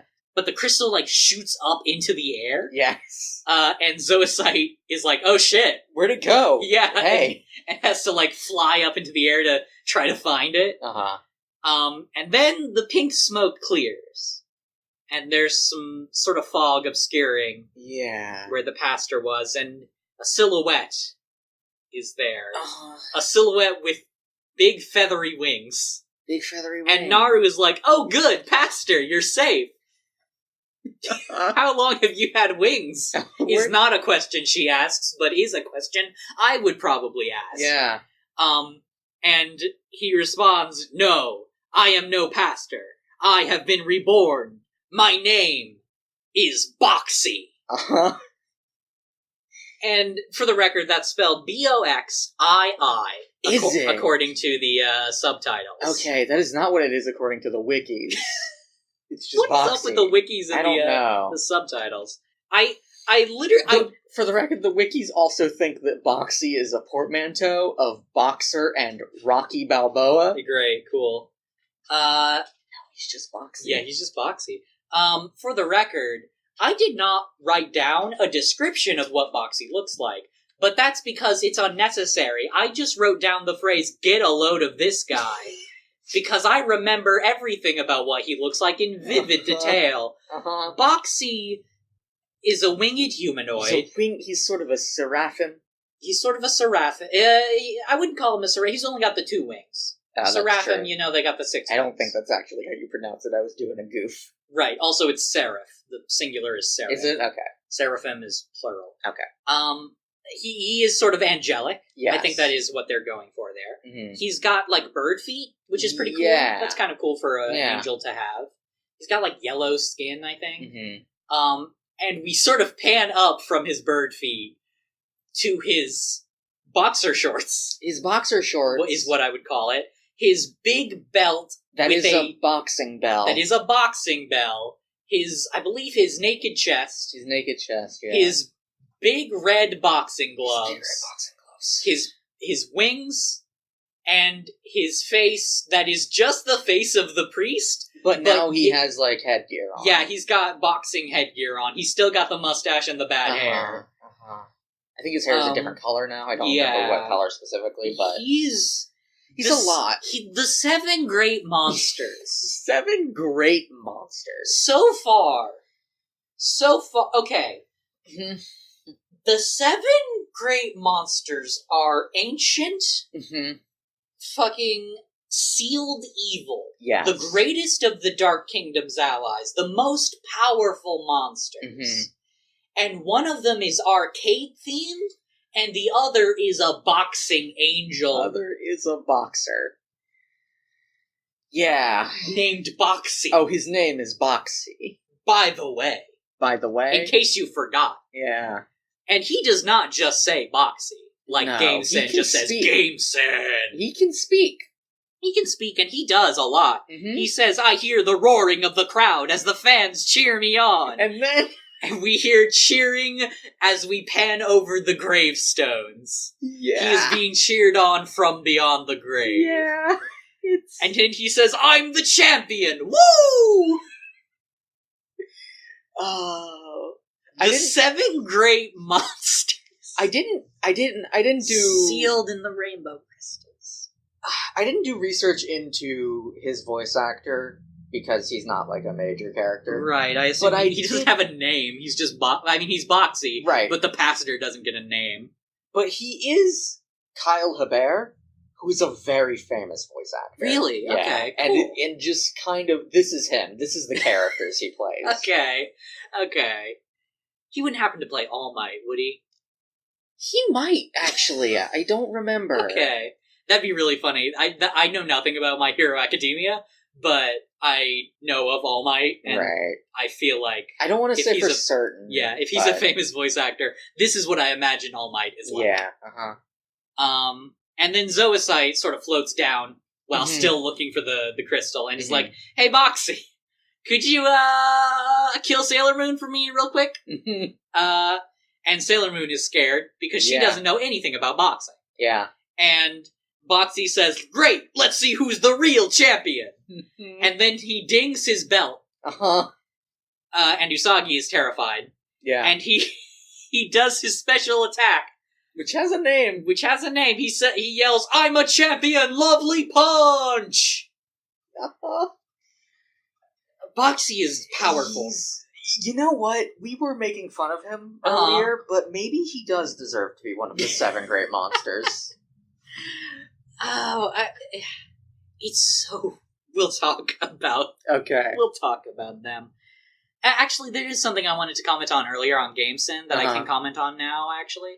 I've noticed, so far at least, both of the 7 great monsters we've seen are the first male monsters we've seen.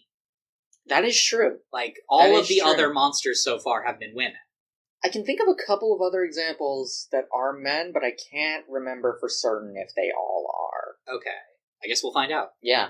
So, I'm a champion, lovely punch, which flings his boxing glove explosively at Usagi. Yeah. But she dodges and it just blows up some poor sap's gravestone. Yep. And then Boxy's glove reappears on his hand, and he says, I am the King of Kings. We're just gonna read everything Boxy says. Yes, word for word. I have written it all down, I'm pretty sure. Because it's all good. It's all good. How long is this episode so far? Because it's gonna get longer. It's gonna get longer. Don't worry. A lot of that is dead air. Okay. Naru begs Boxy to turn back into the kind pastor. That's what she says, the kind pastor. Again, does not get a name. And Boxy just attacks her, does another lovely punch. But Melvin, for the first time in his life, not for the first time, has randomly appeared in a situation. Right. But for the first time in his life, has appeared in a situation where it's actually useful for him to pop up unseen. Yeah. For once in this miserable creature's life, he serves purpose and has meaning to other human beings. I say other, again, he's not a human. Right. He grabs onto Naru and pushes her out of the way, basically. And they're both fine. They're both safe. And then Boxy does another lovely punch at Usagi, and she's about to get hit, but is swept off her feet by Tuxedo Mask. Yeah. He's here. He's here.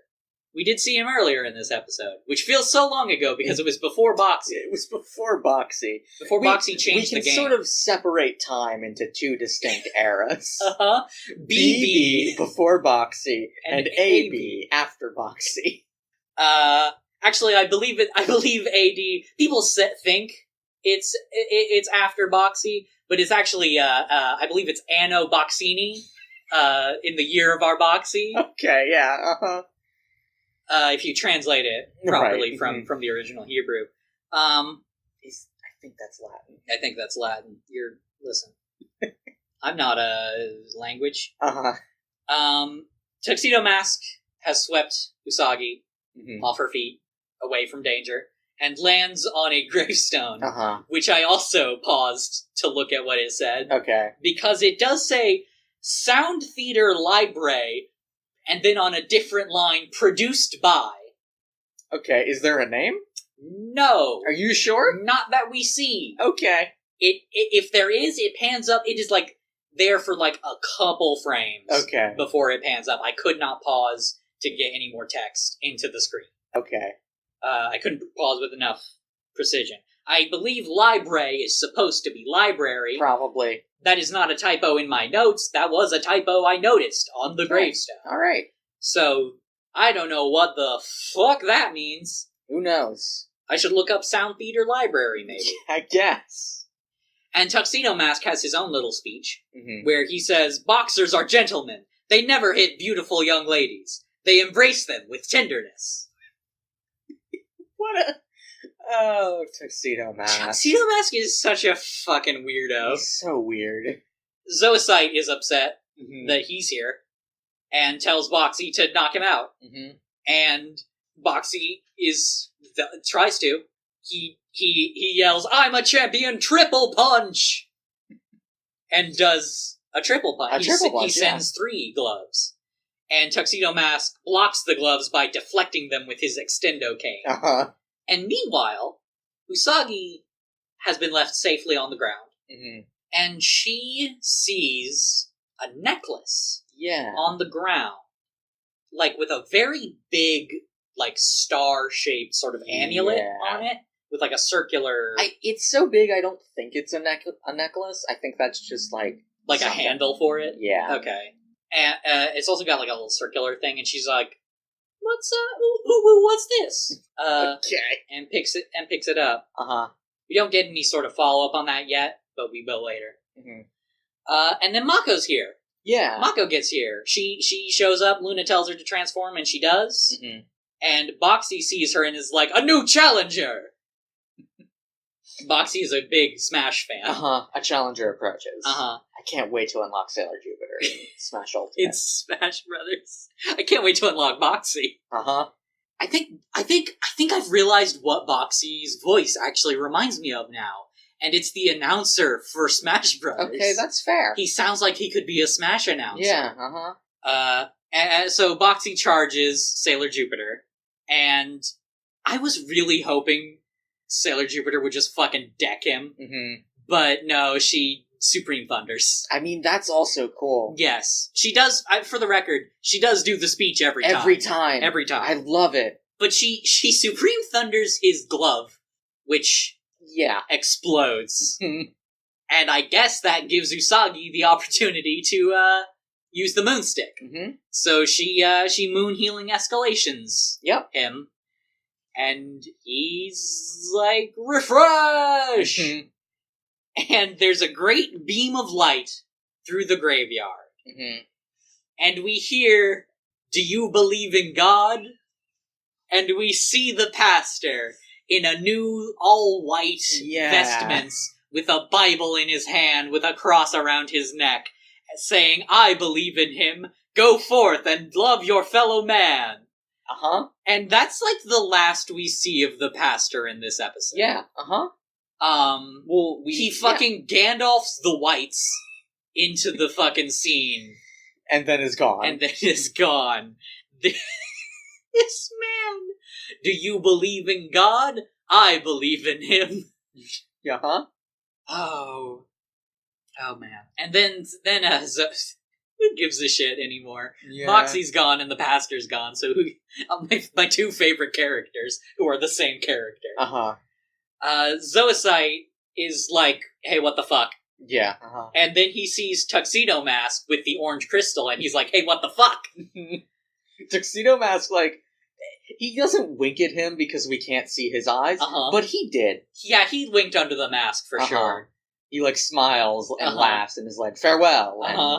And he just runs off. He just runs off. He doesn't, like, jump or fly or anything. No. He just runs. He just runs away.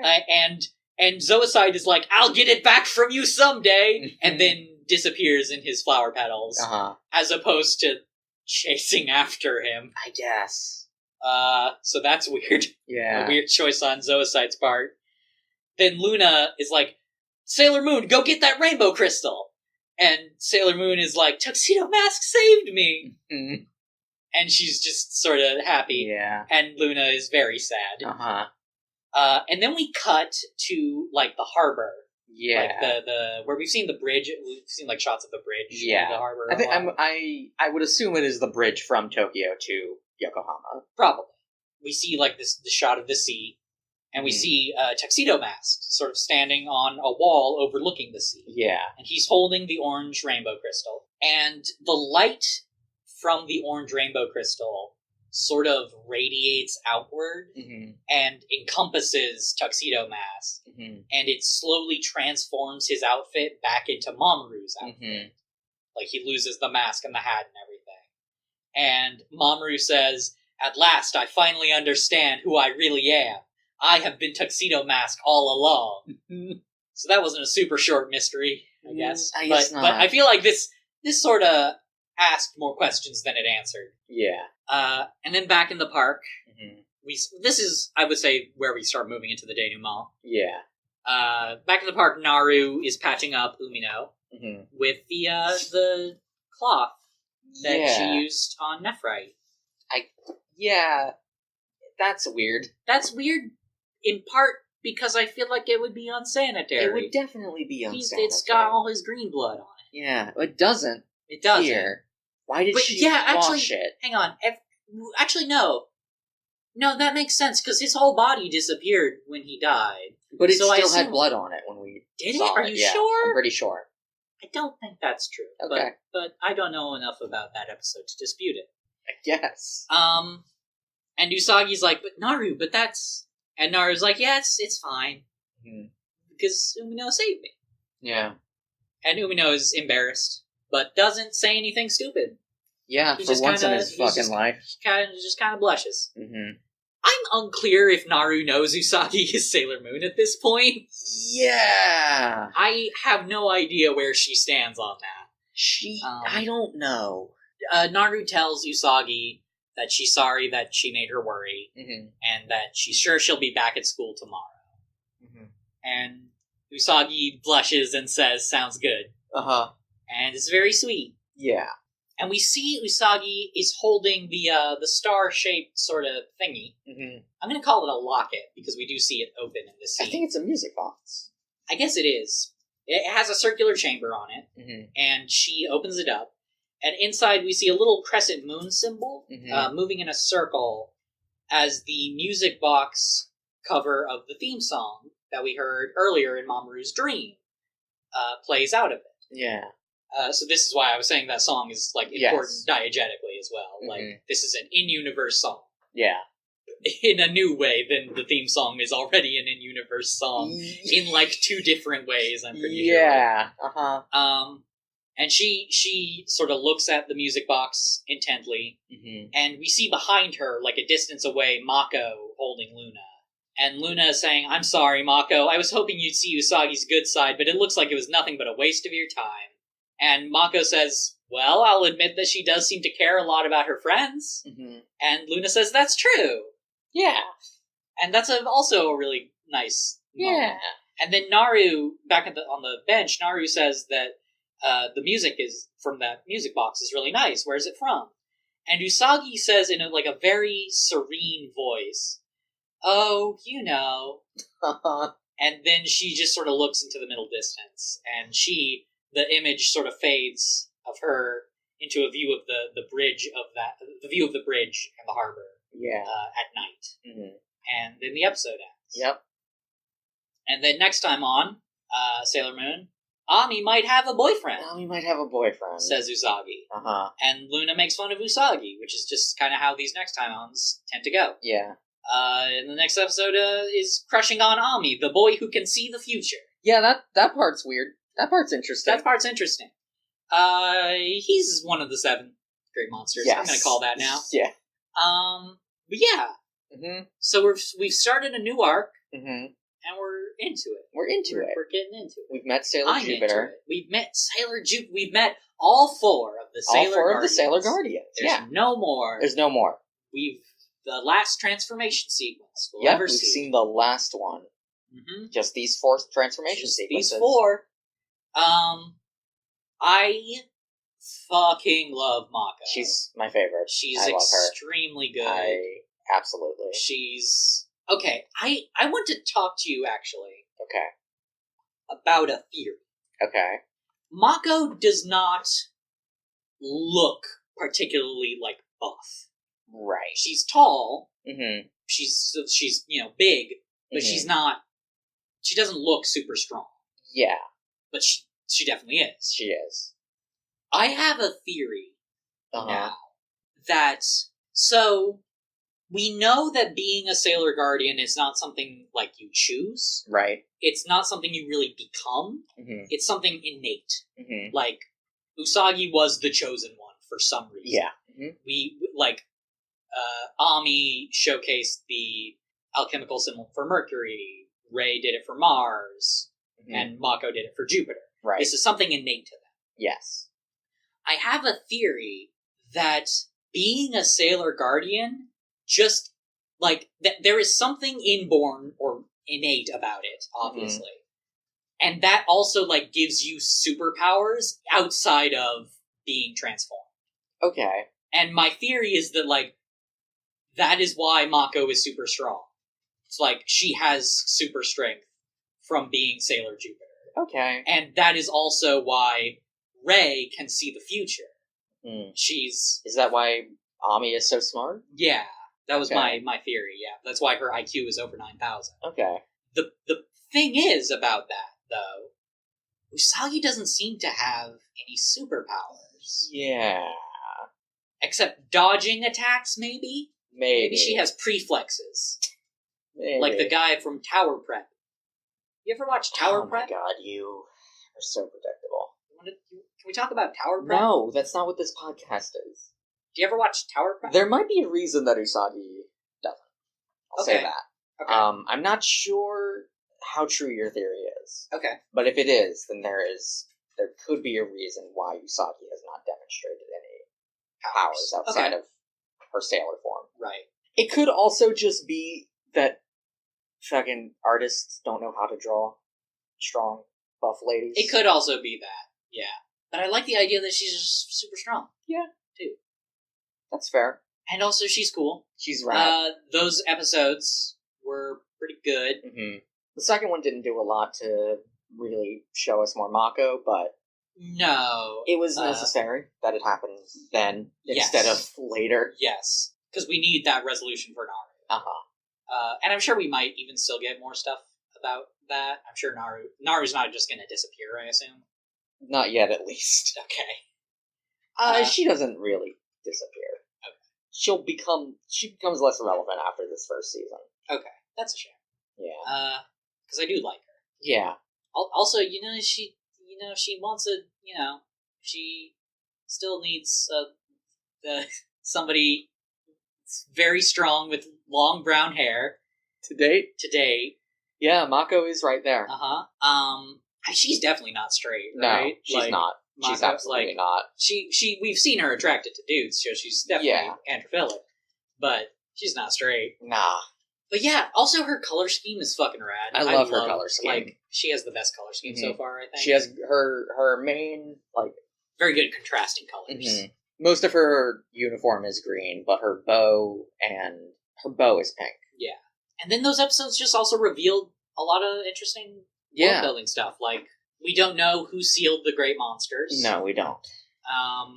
We know that the silver crystal is fragmented into the rainbow crystals. Mm-hmm. We've gotten the setup here because we've gotten a red and orange crystal. Mm-hmm. So I assume it's going in order of rainbow colors. Yeah, so probably. Next should be yellow, then green. Yes, then blue, indigo, and violet. And then we'll have the whole rainbow, and then mm-hmm.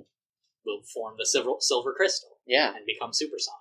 Mm-hmm. And summon Shenron. That's his name, right? Sure. Shenlong?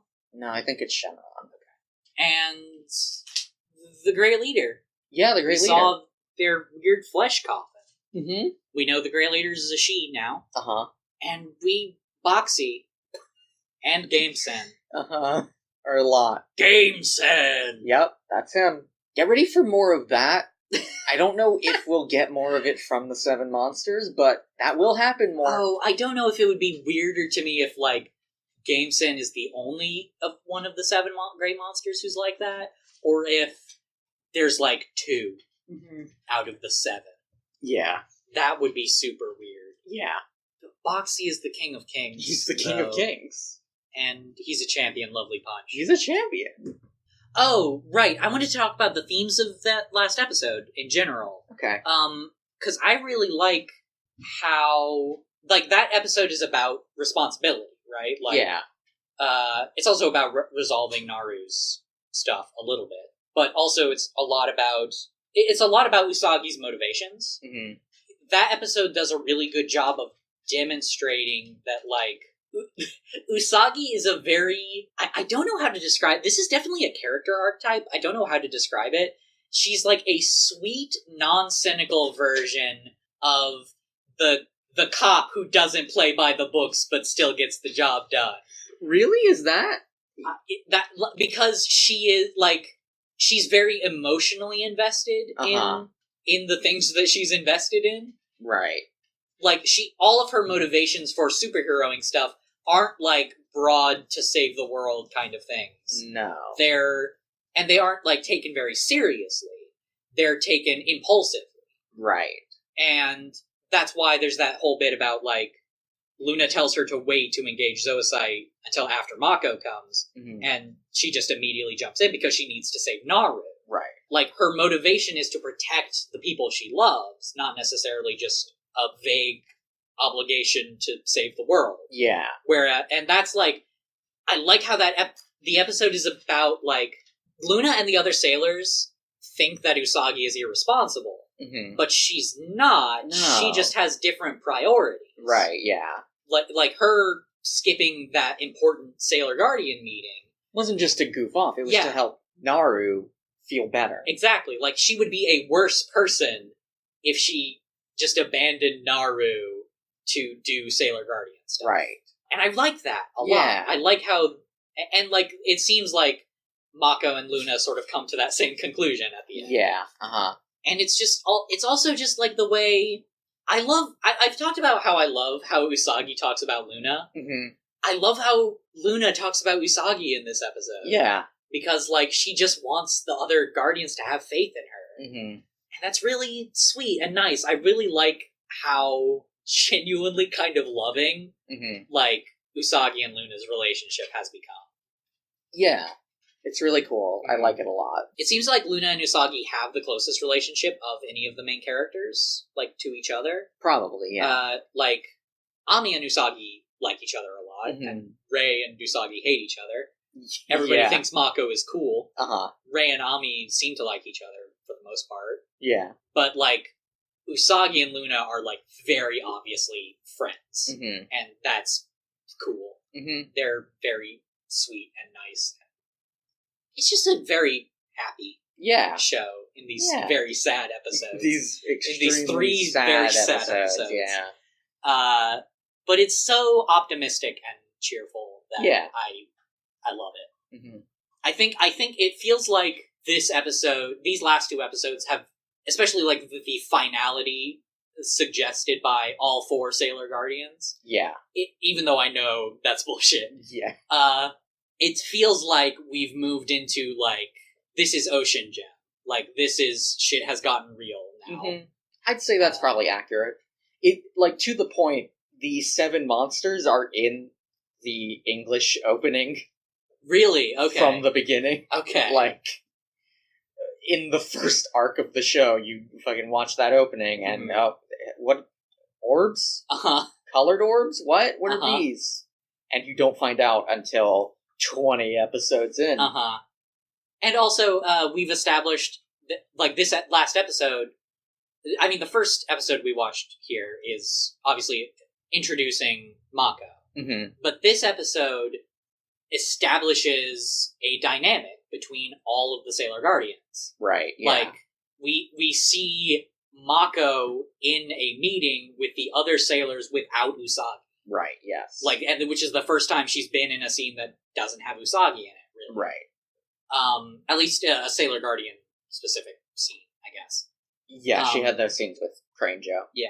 But also Usagi was immediately in those scenes afterwards. Yeah. And, like, we see Rei getting kind of jealous of her, and, like, them sort of biting each other's, like, tough girl shtick. Mm-hmm. And Ami still being, like, asking the important questions, and it's good. Yeah. These are good characters. I'm very excited that we now have an ensemble cast. Yeah. Officially. These were very good episodes. I'm glad. I like talking about Sailor Moon with That's you. good. I'm glad. I'm glad we're doing a podcast. I don't say that enough. Yeah.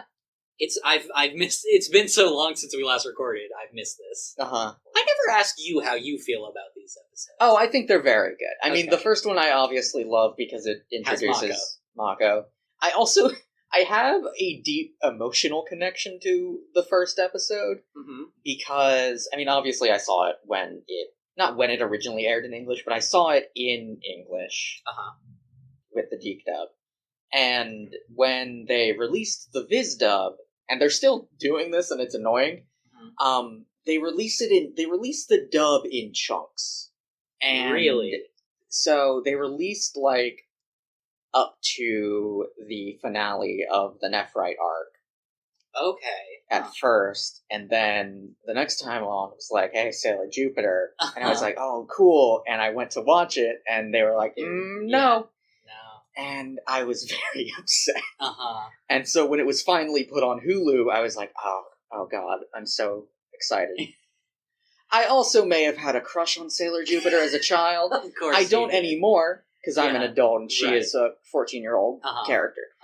But of course you fucking did, though. Yeah. She's very good. You didn't have to.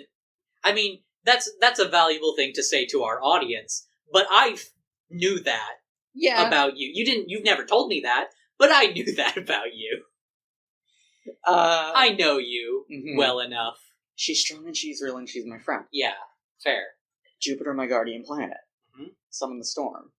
Yeah. She's so good. And also, I think the second episode is a very good, like, emotional payoff. That episode where Nephrite dies was an emotional payoff, but I think getting this sort of after the fact, like, hey, let's deal with this. Let's deal with Naru's grief is really good and important. Yeah. And it's a thing that a lot of stories don't do. Yeah. I also like that it's not like the show, thankfully, did not do like, oh, Melvin is Naru's boyfriend now. Not yet. Okay. But it doesn't frame it as like Melvin has replaced Nephrite in Naru's heart. Like, Naru's... there's really no resolution for Naru's grief. Right. Because there kind of isn't. Yeah, that doesn't really happen. She just kind of... She is able to move on because of the love of her friends. Yeah. And the people she still has with her. Yeah. I will say, there is a PC Engine visual novel based on Sailor Moon. Yeah. Set after the first season and before the second season, I think. Okay. Sort of an integral. Where Nephrite comes back. Okay. And I don't think we're gonna play that for this show or anything like that, but it is an interesting sort of, like, it does some interesting things with dealing with Naru, dealing with that. Right. Although, You having said that... Yeah... I mean, we do have a YouTube channel now. And we could do Let's Plays. I think it's only in Japanese. Damn it. Which is a problem. I only know that it is interesting because of, like, summaries I've seen of people not translating it, but who understand Japanese explaining what's happening. Yeah. Maybe there's a fan patch. I'll look into it, maybe. Maybe, or also we could find a ROM of that fucking Sailor Moon fighting game and do that one. No. No? It seems bad. You don't want to play a Sailor Moon fighting game with me? Maybe. I did say I wanted to play as Sailor Jupiter in Smash Ultimate. So, as always, thank you for listening. As always, you can find me at Frylord Zarek on Twitter. And you can find me at Lorena27. And you can find us both at late_school. And thank you to Kevin MacLeod for use of his song Semi-Fun. Game Sen! Okay. Alright.